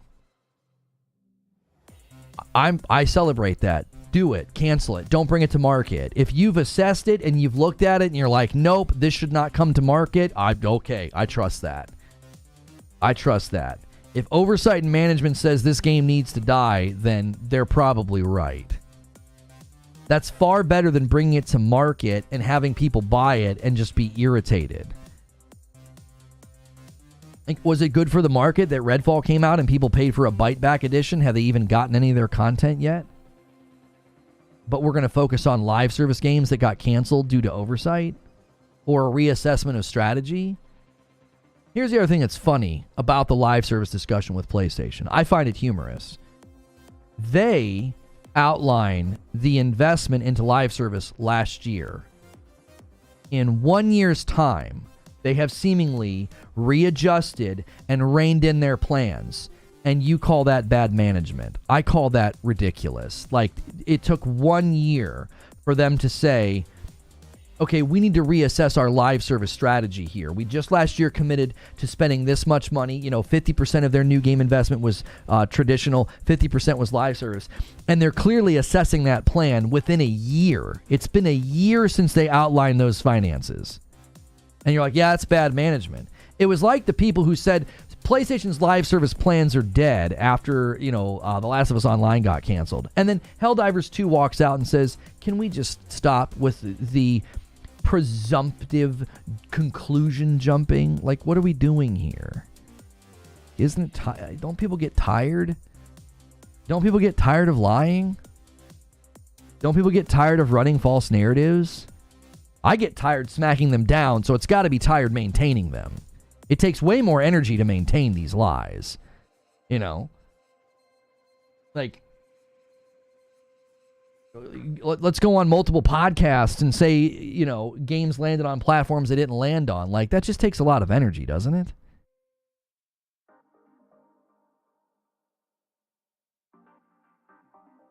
Sony needs all the money they can get with the pending lawsuits against them and possible court fees. What lawsuits are you talking about? The one in the UK about the 30% or whatever?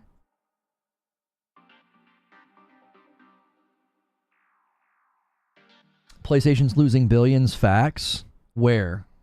You talking about Sony? You talking about their operating costs that are supposed to go down by 20% next fiscal year? Is that what you're talking about?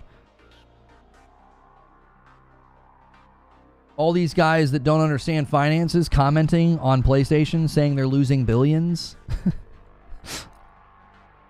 What podcast told you that? What podcast told you they're losing billions and they have all these lawsuits? Like, where do you get your information from? You know what I'm saying? Like, where do you guys get this stuff from?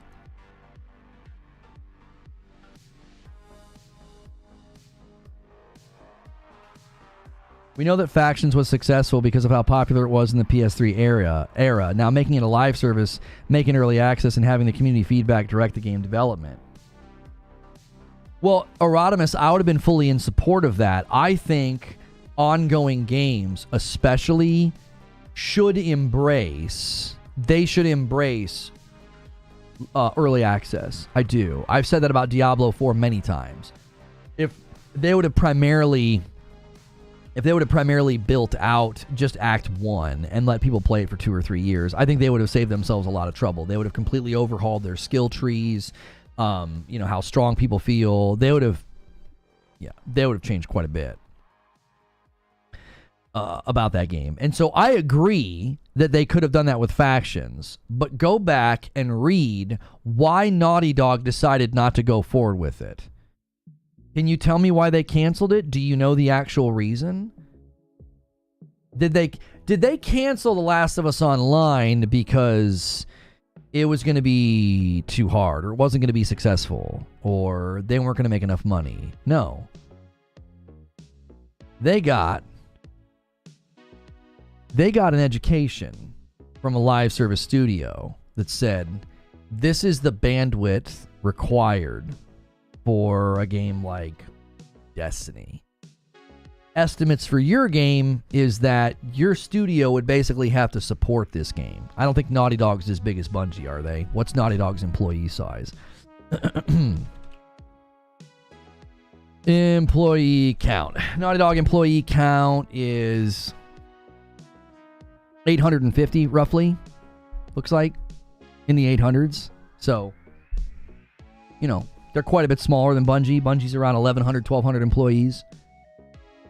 So they're basically told you would have to turn into a live service studio to support this game. And Naughty Dog says, we don't want to do that. I think, as I said many times before, they stepped into an arena where they had no idea what they're doing. No, they had no idea what they were doing.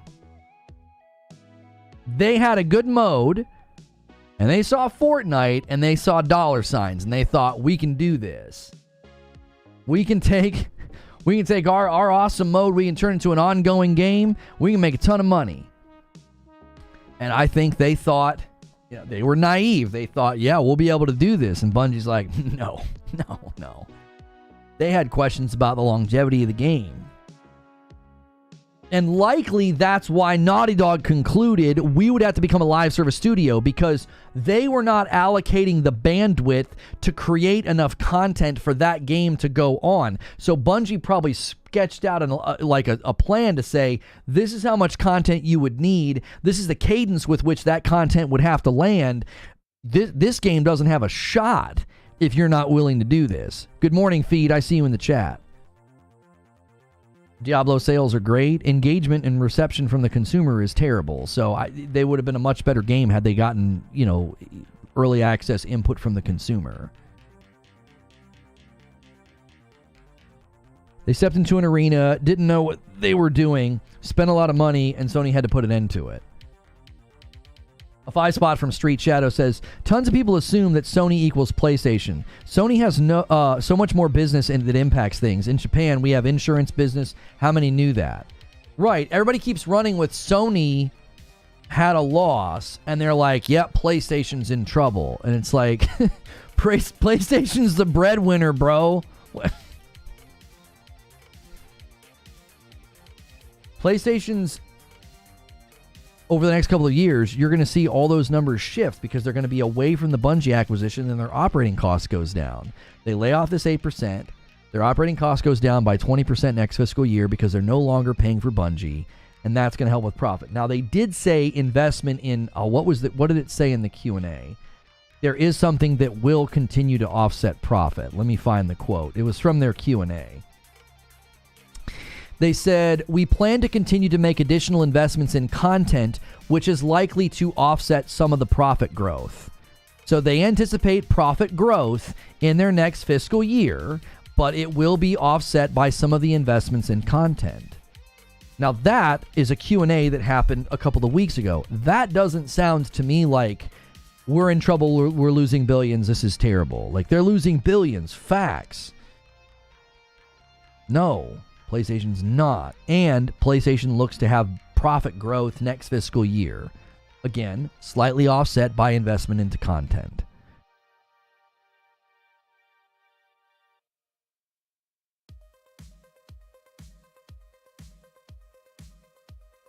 I don't think advice is the be-all, end-all from Bungie, a dev who has never been self-sufficient. Okay. You don't think that input's helpful, Paul? Imagine Bungie coming to you and saying, some of our best years and content cadence was when we had High Moon Studios and Vicarious Visions making content for us. You don't think that's incredibly insightful into the needs of a live service game?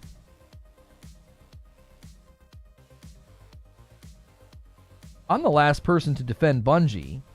But if I'm trying to build a live service game, I want to talk to them. When was the lowest player count? When was the highest player count? When was the healthiest time in your game? What was the bandwidth required to get there? How did operating costs versus profit work out in those years? Right? How'd you handle microtransactions, monetization, seasons? How did you handle all of that? You guys have been through the absolute live service gauntlet. There have been times where your game has almost completely died. There's been times where your game has soared in popularity. There was times where you had literally 2 other studios making content for you. Walk me through all of it. Glean so much insight and information into what goes into a live service game. If there's a company who has knowledge that is quite literally worth its weight in gold, it's Bungie. Because everybody wants to figure out, how do we make money ongoing? Because our costs, our budgets, it's so high, we cannot purely rely on the first month of sales. We just can't. We have to figure out a way to make more money. I've been on this for years, and I get called a corporate shill every time it comes up. I've said for years, these games are way more expensive to make than they ever used to be. And when we used to buy games in the past, they were way more expensive because of inflation. And people are like, well, you were paying for the cartridge. What was that thing we looked up the one time? It was insane. It was like to build both the Zelda Ocarina of Time game and Mario 64, like both games, it was like $11 million or something. Isn't that what we discovered? I feel like that was the number. It was insanely low. Like, can you imagine making two of the most popular games for a console for that much money? Wasn't that it? It was like Mario, Zelda, 11 million budget. I swear that was something that we found. That's a movie budget. We found that one day. We were like, well, how much did it cost to make games back then? And it was ridiculous. I was like, my gosh, they made two of the best games back then for that much money? Look at the budgets now. Time for more AA bangers. I'm telling you, that's going to be one of the emergent properties that come out of this. You're going to see a bunch of AA games and studios rise. What's going to happen? The days of the super dev and the days of the super game, they're not coming to an end, but there's going to be way less of them. Rich Rod with the 5 spot. I think Sony will cut studios who have low output and buy small studios like Arrowhead, Ballistic Moon, who can take more constant games. I tell you what they're not going to do, Rich Rod. I don't think they're going to buy more studios. I think they're going to partner with them. I think they're going to try the acquisition spending that they're going to spend money on. I think they're going to scoop up IP. They want the rights to the game. They don't want your studio. It's a content war, right? That looks to be what they did with Helldivers. I don't think they want to take on more operating costs and take on more studios. I think that's the last thing they want to do right now. I think their acquisition spending will be IP rights and partnerships. Consumers need to support those AA games. That's been part of the issue.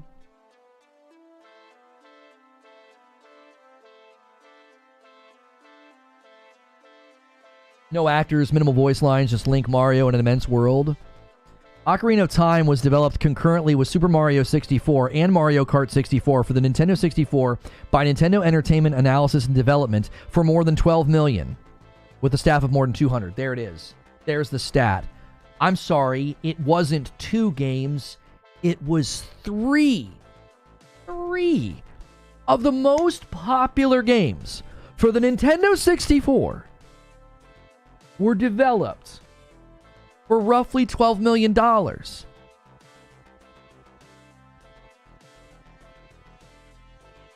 And anytime we've gotten on this, and anytime I've talked about the price of games and how bumping to $70 is no big deal, I get called a corporate shill. It's like, what? $300 million is the projected budget for Spider-Man 3. That's a major motion picture. That's a major motion picture. And you have a smaller consumer base to sell it to.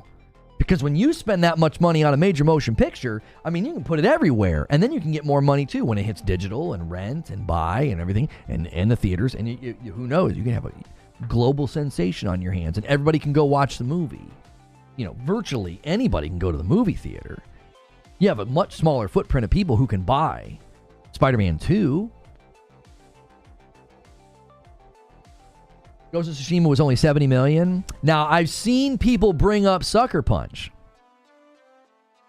$420 million for Spider-Man 3. Oh, what? Oh, wait. Did I mess that up? Is Spider-Man 2 the $300 million and they anticipate it being $400 for Spider-Man 3? I might have messed that up. Yeah, that might be it. I can't remember. That's an insane amount of money. That's an insane amount of money. And they sold Spider-Man at full price, no cosmetics. They've added cosmetics. There's cosmetics that do cost money for a limited time, but it all goes to charity. That's the only time they said that they're going to be free later on. That is something that they're doing in Spider-Man 2. But largely, an insane amount of cosmetics totally for free in that game.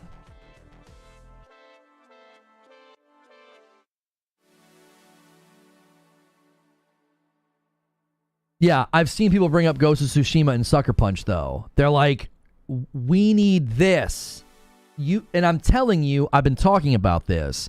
I think part of what these layoffs will lead to is these companies are going to learn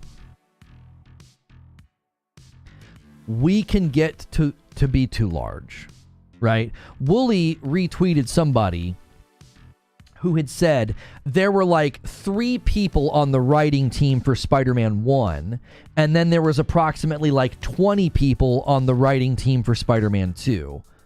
Okay, this is a good example of potentially saying you can become so large that it folds back in on profitability. It's like, wait a minute. We can go from 3 on the writing staff to like 10 people, but 20? Do we really need to have like 7 times more people on the writing staff? Like, was that really a need for Spider-Man 2? See, like, I think some of these devs and some of these studios have learned a valuable lesson in, and we've talked about this before, how you can't just throw more people at a video game and get the game faster. Like, devs have spoken out about this. Like, you can't just throw blood and treasure and people at a video game and whoop, it pops out faster, right? It's like that joke about how if it takes 9 months to grow a baby, well, let's get 9 women, it'll take 1 month, right? It's kind of in that vein of that joke of you can't just throw more devs at a studio and get a better game or a game faster. I think there's a sweet spot to studio size. I do. I think studios can get too large. The story in Spider-Man 1 was objectively better than Spider-Man 2. I didn't have an issue with Spider-Man 2's story. I think people have been really critical of that story, which kind of surprised me. I thought it was fine. I enjoyed it. Streamline cost and create operational efficiencies through leveraging technologies and contingent workers.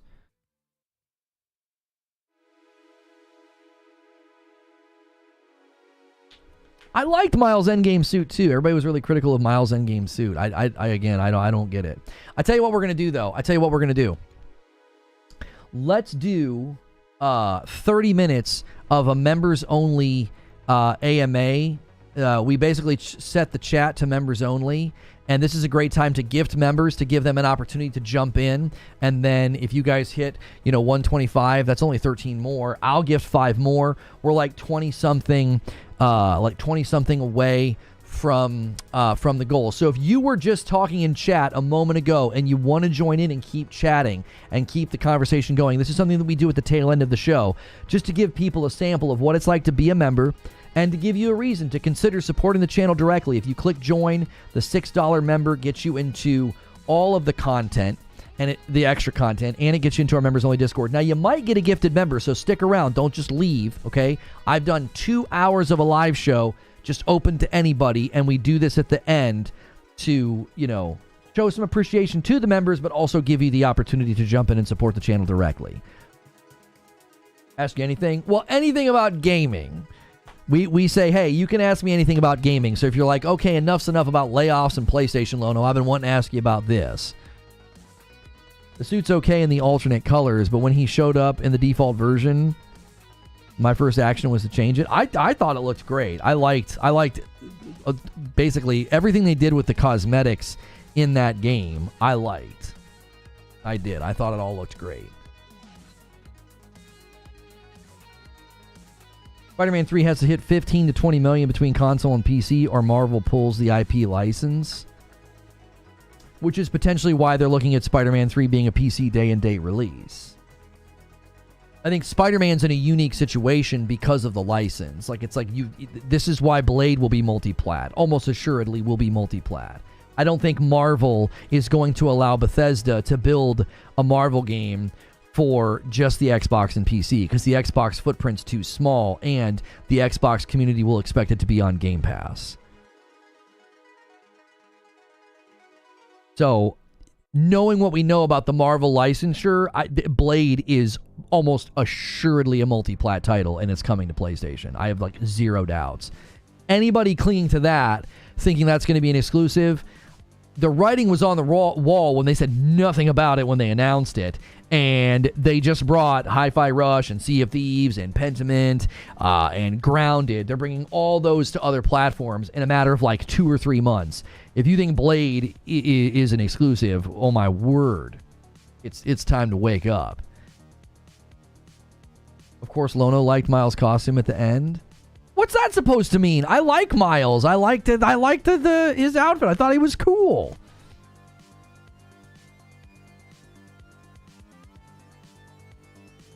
$50 to $20 million. Who said that? Eugene saying never seen that figure. I think someone made it up. Oh, I don't know if they need 15 to 20 million, but there is a quantity number that they have to hit. I was just zeroing in on that. I don't know if that's the exact number. What's the window of sales with the Disney license? Right, Brap. Like, do they have to hit a certain number in 6 months, 12 months? You know what I'm saying? Because, like, Spider-Man 2 is going to do exceptional annually. Hey, Street Shadow. Man, I appreciate you, Street Shadow. You've been here. You've been super chatting. Now you're a member. That's very kind of you. Thank you very much. I wonder if you know the other person that hangs out here from SIE. I wonder if that's how you wandered in here.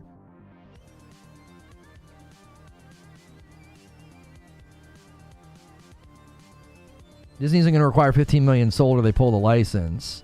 There is a quantity that they demand, though, isn't there? It was in the Insomniac leaks. How many have played games like Astro? That is where money should be invested. Both of my kids played and liked Astro. I played it for a little bit. It wasn't really my cup of tea. They liked it, though. You know your thoughts on FF7 Rebirth? Can't stop watching reviews. Incredibly hyped. I think it looks great. For fans of Final Fantasy, it's a love letter. It just doesn't really appeal to me. I liked Final Fantasy 16, but FF7 Remake and FF7 Rebirth are a very different style of like story and narrative delivery. And I'm not a fan. But I'm happy for the Final Fantasy fans because it looks fantastic. I think it's probably front runner right now for Game of the Year. We've seen this with Mystery Science Theater. Old school MST was made for 10 years by a dozen people on a tiny budget. New MST3K has thousands of crowdfunders and has trouble making new seasons because there's too many people involved and it costs way too effing much. Right, like, yes, I do. I think a lesson learned from these layoffs is you guys need to maybe cool it a little bit and not get so large. Like there's a sweet spot for efficiency size for these devs. There's another SIE person here. Oh, brother, sister, where art thou? Yo, Rabbit with a 10 spot. Hey, Lono, I'm excited for the PS5 Pro and was wondering what previously released games will benefit from the rumored tech upgrades, because for me, Final Fantasy 16 Performance Mode will benefit from it. I had somebody leave a comment that said they spoke to a Square Enix employee that literally said, we're not going to fix Performance Mode, the Pro will. And I'm like, that's kind of lame, but okay. I think Insomniac games especially will benefit because we know Insomniac likes to add modes like they did with Ratchet and Clank. So I think you're going to see new performance modes added to Spider-Man 2 and Ratchet. I think you will also see Horizon Forbidden West and God of War targeted for new performance modes. And Gran Turismo 7 as well, probably. Yeah. I have a serious issue. I I have a serious issue with the performance mode in Final Fantasy 16. Like, it literally made me stop playing. I was like, I really want them to patch this. Because when they patched Jedi Survivor's performance mode, I basically stopped playing Final Fantasy 16, and then I played and beat Jedi Survivor. And Final Fantasy 16, like, I was loving that game. It's one of my favorite games that's in the backlog, kind of waiting for me to scoop it back up again. And, like, I recently picked up Death's Door. If I've got, 45 minutes to play a game, it's a great game to chisel away at. And I'm at the end now. I'm at the final boss fight, and that has just been an amazing game. That game has been so pleasant. It's just wonderful. Highly recommend Death's Door. You think it will buff the PSVR 2 performance? It will be able to, Jake, but I don't know if PlayStation cares about that. I think PlayStation is going to lean on third party for PSVR 2. I don't think they're interested in investing their own time and studio time and money into PSVR 2. PSVR 2 is not a profit mover for them, so it's not a priority right now. If you're trying to lower operating costs and increase profitability, VR is the last thing they're going to focus on. Oh, I forgot to move this. When Street Shadow became a member, it bumped the line to 113. We're 12 members away from another milestone where I have to gift 5 members. If you guys want to pull some more people in to this members-only Q&A that we're doing right now, Light Leap with 32 months. Because of you, I got into Helldivers. Finally, a game I enjoy again. Can't wait to have time to jump into community game night. Hope fam's well. Yo, Leap, I hope you can play one night. That'd be so fun. Keep your eye on Discord. Sometimes Madam and I jump into play, and I'll ping the Discord and let people join us. So keep your eyes peeled on that Helldivers room. VR is a long-term market play. I think it is, Eugene, and I think right now it's not a priority for their investment and their spending. I think they're going to lean on PC and third party, so that way they stay in the market. Like right now, if they can become one of the VR units that people think of when they're like, oh, I'm into VR, I'm into PC VR, that's good, right? It's a great device. It's really good. It's really strong. It's got great controllers, and it's got the haptic in the headset. So I think that's their goal. I think we could see first-party PSVR 2 titles in the future, but it's not their focus right now. I think that's why we saw some of the layoffs and some of the closure. It's like, what's the point of this? This is not profit-generating right now.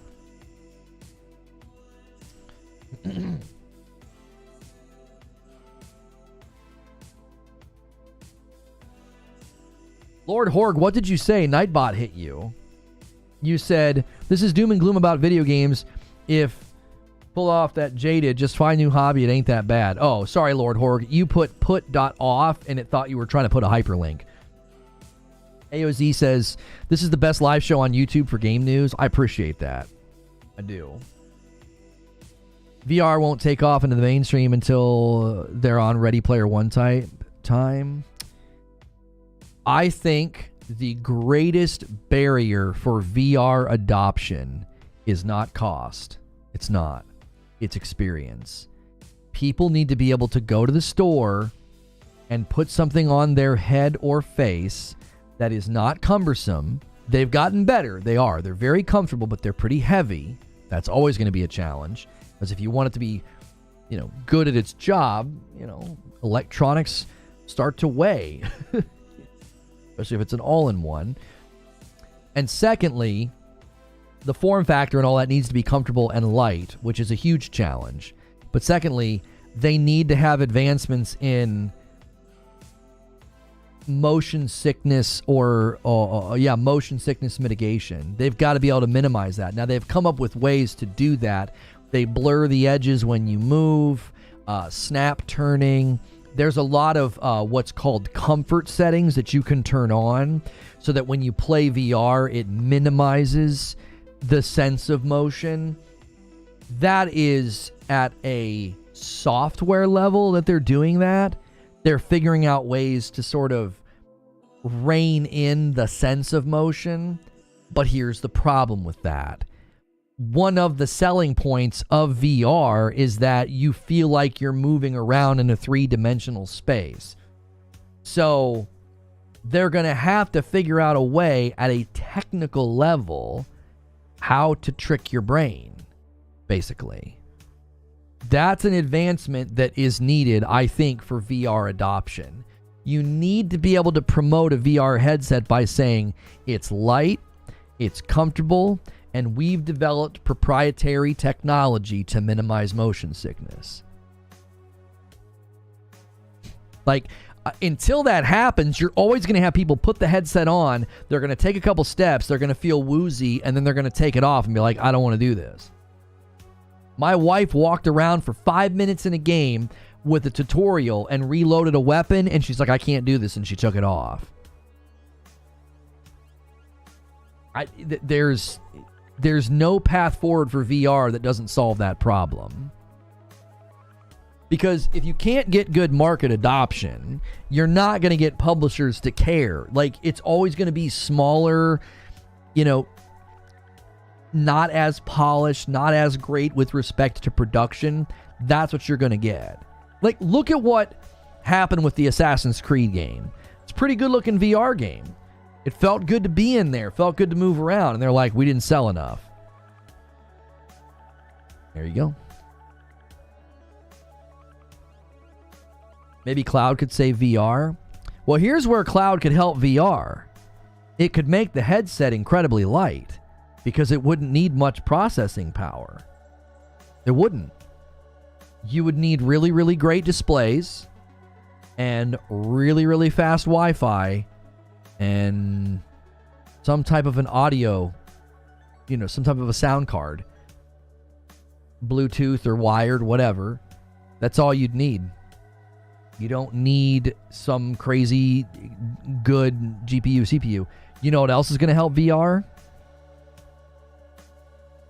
I'll tell you what else is going to help VR is mobile phones and handhelds. Because if mobile phones and handhelds can push the technology forward to make this thing really strong, like strong enough to play like an actual bona fide video game, that could potentially help VR as well. Because putting this on my face wouldn't weigh that much, right? You put a PSVR 2 on your head, you put a MetaQuest 3 on your head, they're heavy. They're kind of big. Now they're comfortable, but they're kind of heavy. You put something on your head that's like putting on a pair of big glasses or something, and you're going to think differently about it, especially if they can develop technology to minimize motion sickness. To say, you're not going to feel woozy. You're not going to feel weird when you do this. Murph Dog with 29 months. Keep in mind that it's up to the devs to create a game that controls correctly in VR. Just look at Valve and the dev behind hot dogs, horseshoes, and hand grenades. Those are the baseline. I'm actually excited to use my PSVR 2 to play games like Half-Life Alyx and some of the other games we've heard that are really good on PC, because the real thing that frustrated me last year was we kept getting ports that weren't ready. Like Vertigo 2. It's like I played it for one afternoon and it had so many problems and glitchy things and rough edges. It was like, I don't want to play this. And then what, I'm supposed to follow you on Twitter to be like, well, when are you going to patch it? How soon are you going to patch it? So then I got to boot the game back up and check it and make sure, like, Call of the Mountain was great. Synapse was great. I didn't have to play those games day one and like eat around the fat and the rough edges. They were just great out of the box. I noticed some more smaller VR titles in PS came from EU indie devs. You can register easily as an individual in EU and Japan. US needs incentives with grants, and PlayStation US needs to add individual partners. Some people will always have that issue with the visual to inner ear disconnect. I don't know if I want to agree with they'll always have that issue. Again, Siege, if they can develop some kind of technology that tricks your brain, right? Is there something they can do with headphones? Right? Is there technology that needs to be developed with maybe vibration or sound? Or is there some way to manipulate your inner ear with sound or vibration or something to minimize that disconnect? You know what I'm saying? Like, I am not at all an expert in that field, but I feel like they'll be able to figure something out. I don't think they're just going to, this is always going to be We're always going to deal with this, you know? I don't know. I think they can come up with something, personally.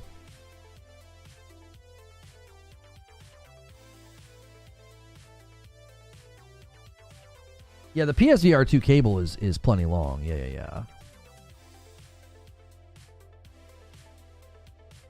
Getting into full dive VR there. Lono, what do you think? If Concord hits, it gives PlayStation a platform to release numerous smaller games like Concord and Helldivers to release as much as the big narrative-driven games. Balance is key. Well, and I think Herman Hulst touched on that when he said, you know, they want to kind of reevaluate how they bring those games to market. And if they're analyzing, you know, budgets and operating costs, and, you know, they're looking at a game like Tsushima, and they're looking at Spider-Man, and then they're looking at those smaller studios.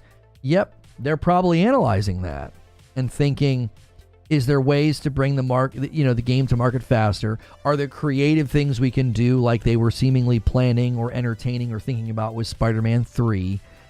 You know, making maybe a slightly smaller part 1 and selling it for $50 might be more manageable, more shippable, which then would alleviate some of the timing and parallel development. Like if they want to do day and date with Spider-Man 3 and they want to do this part 1, part 2 thing where they sell part 1 for $50, that might offload some of the pain of established game, established engine, established systems. It's already been ported before.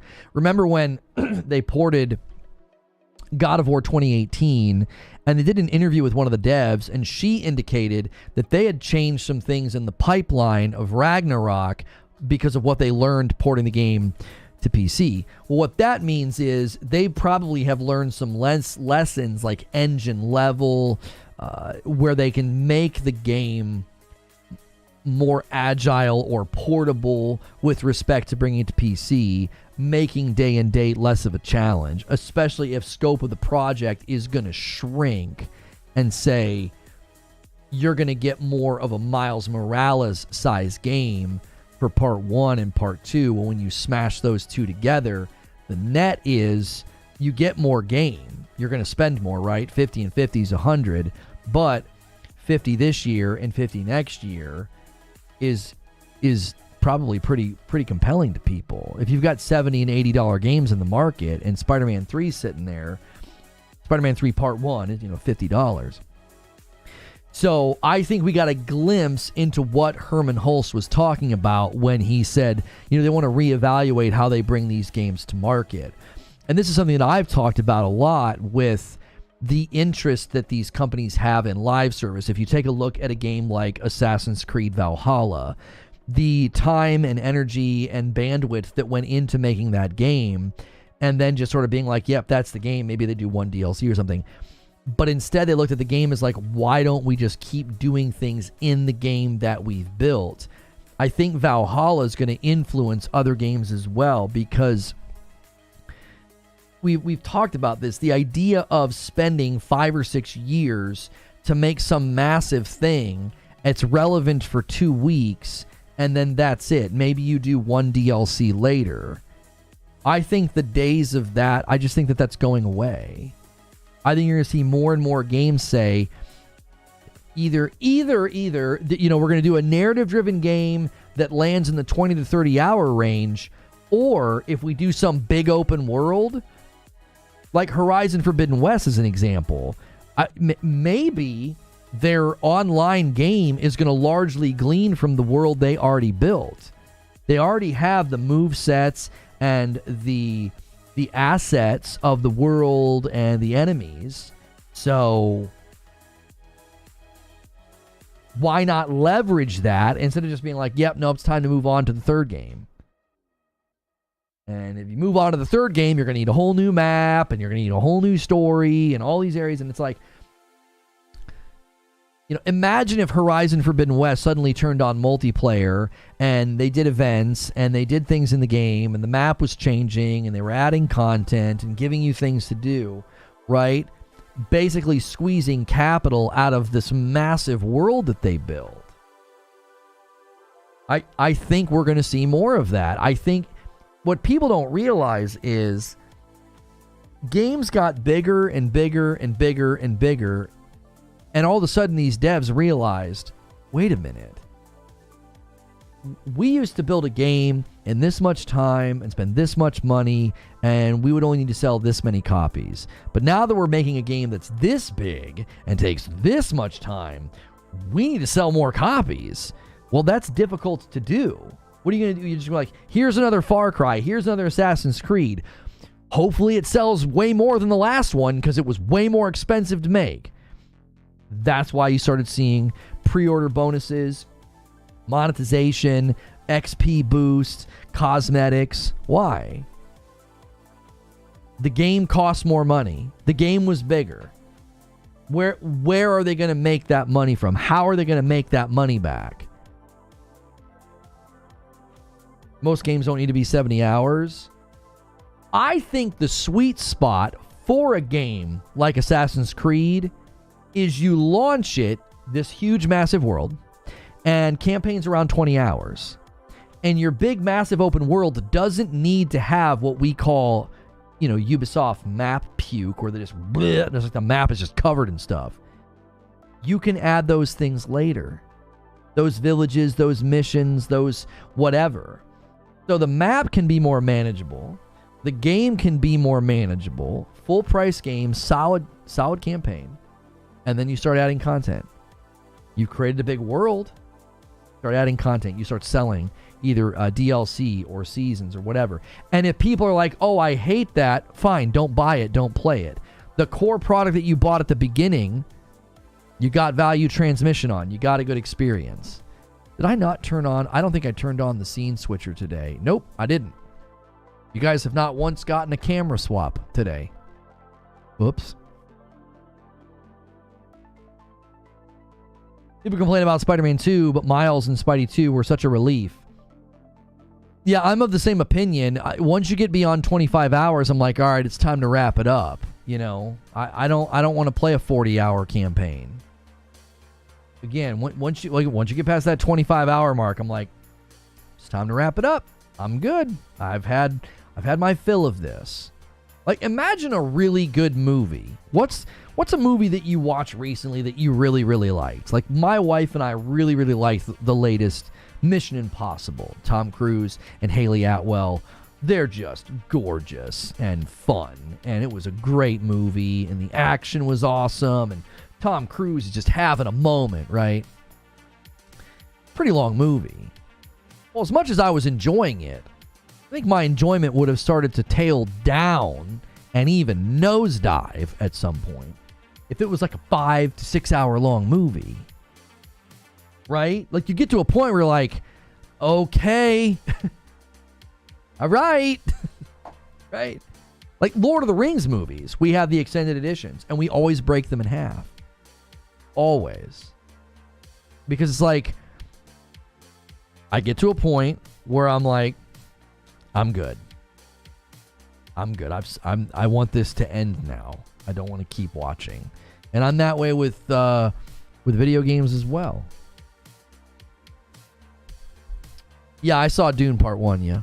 I've actually been wanting to rewatch it.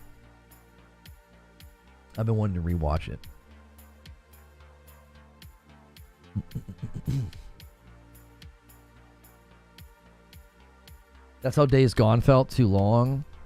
I really liked Days Gone. I actually didn't finish it, but I really liked Days Gone. I wish I could have finished it because I started playing it on PC, and then I was having some issues with my PC, and so it just turned me off. And we fixed those issues, but by the time we fixed them, other games had come out. But I think the slow start in Days Gone, I liked it, but I think it probably ultimately hurt it in the long run. I think it probably hurt it for some people. It just took too long to get going. So.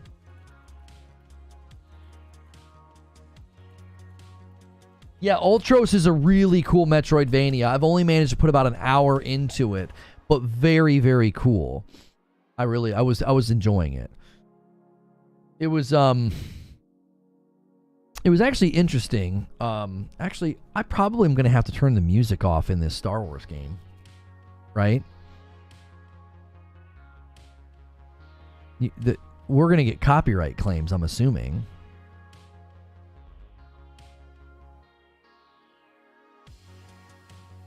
Are people getting copyright claims when they play Star Wars Dark Forces Remaster? I'm just going to turn it down just to be careful. Because when it first turned on, they were playing like the original John Williams music. And anytime we played Lego's Star Wars The Skywalker Saga, we had to turn the music off. That's always a pain when you play a Star Wars video game.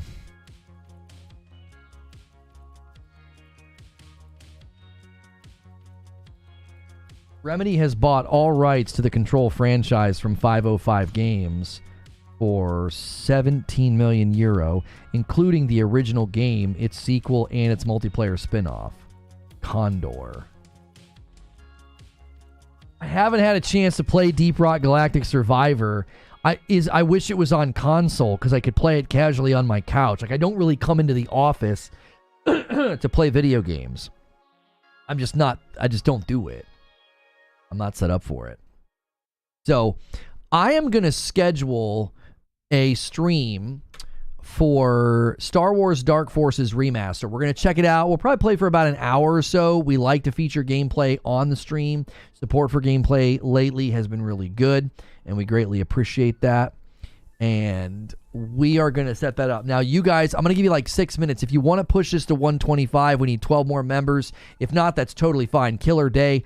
If you guys haven't pressed the like button, do me a favor and do that. We get a lot of hate watchers on days like today, and they don't push the like button because they don't like me, right? So help us out there and make sure you have done your like press, and make sure it saved your like as well. We have had some instances where people are like, I swear I hit the like button, and then it's like it doesn't save it. It's been happening to me when I watch some of the content that I like that's out there.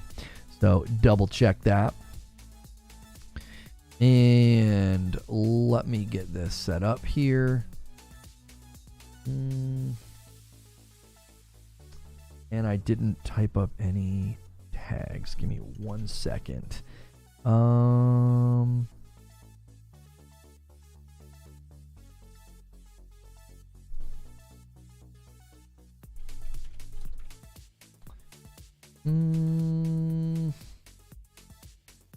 forgot to create tags for the video game stream, which is interesting. I usually do that. I'm not used to writing up double streams, but we've been doing a lot of double streams recently, where typically what we would do for a while there is we were going from the live stream in the morning, and we would go to a premiere, and we haven't done that in a while. We're going to do uploads and premieres from time to time, but we've scaled back a teeny bit on that. So excited for the remaster music.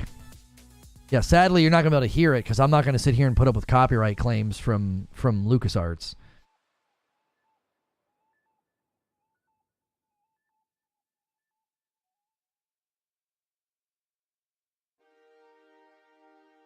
Oh.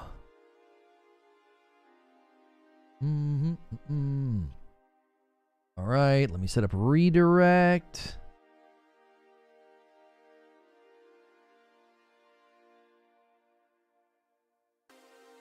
Okay.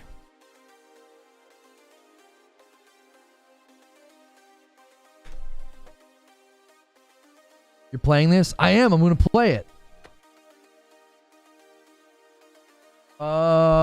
I play on normal, average difficulty, whatever. This is an FYI in case you change settings. I haven't changed anything other than, oh, you're talking to somebody about something else, I think. About like how long it takes you to complete games, maybe.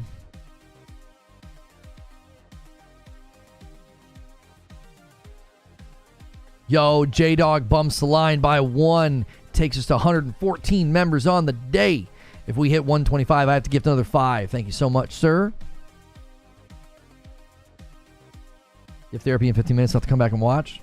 Word.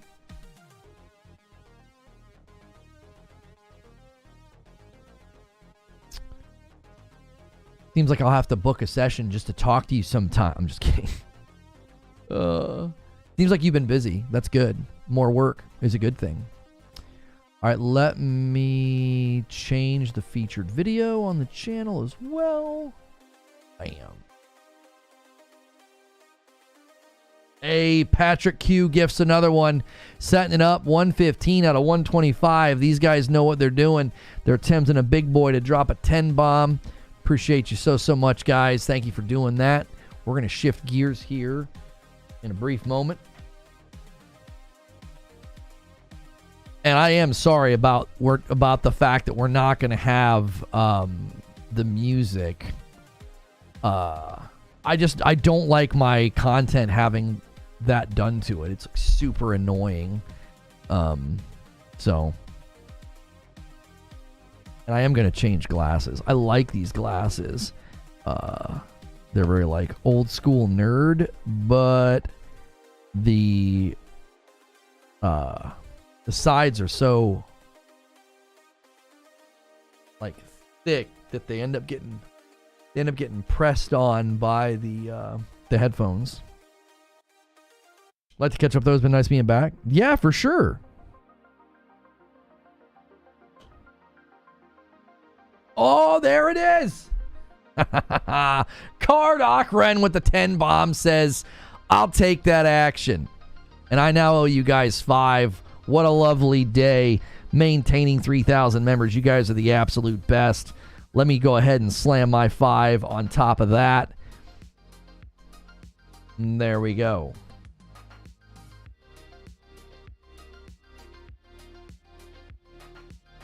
There's the 5 that I owe. Glasses remind me of my dad reading the newspaper at the kitchen table. Well, you know, hopefully that's not triggering. You know, hopefully you liked your dad, you know. You cannot call me daddy. That's not allowed, but glad to hopefully bring back good memories. Okay.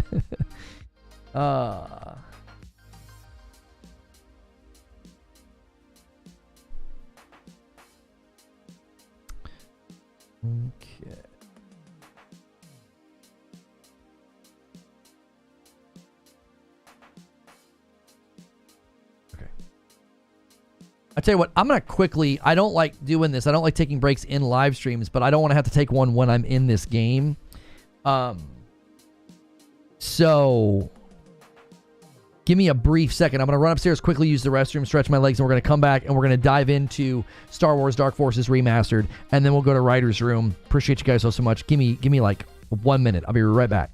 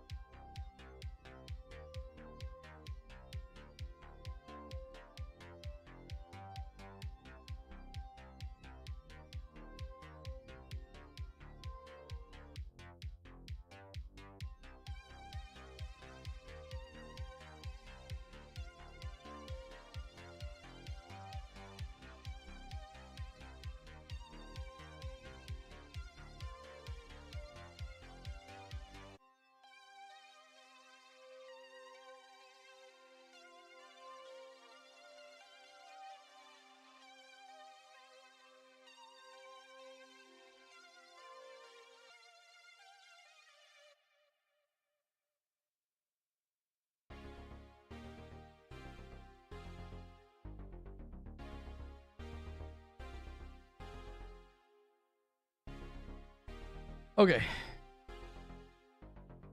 Somebody says, you call other men daddy all the time? Yeah, well, that's different, though. I'm just kidding.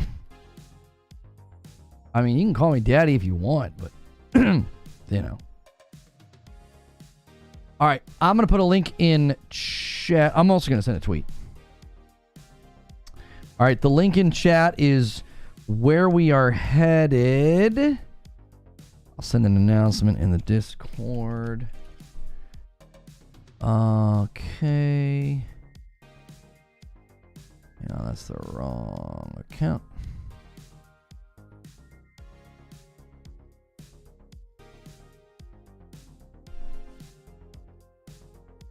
Okay. Star Wars. What did I name this stream? Okay.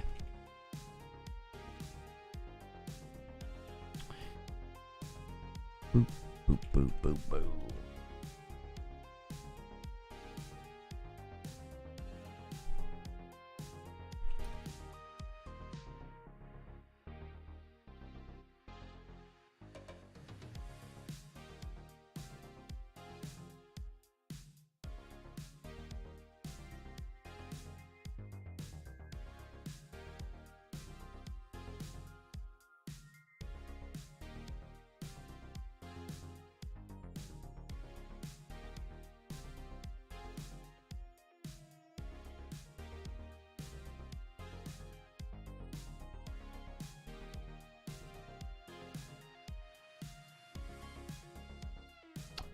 Okay. Rachel. All right, here we go.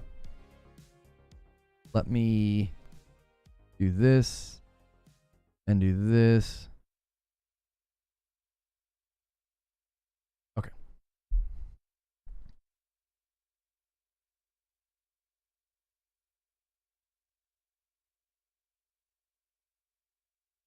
I made a comment appreciating your stream on YouTube, and the reply was something about your cash reserves fundraising, so I have to assume hate watchers are envious you're sounding memberships haul.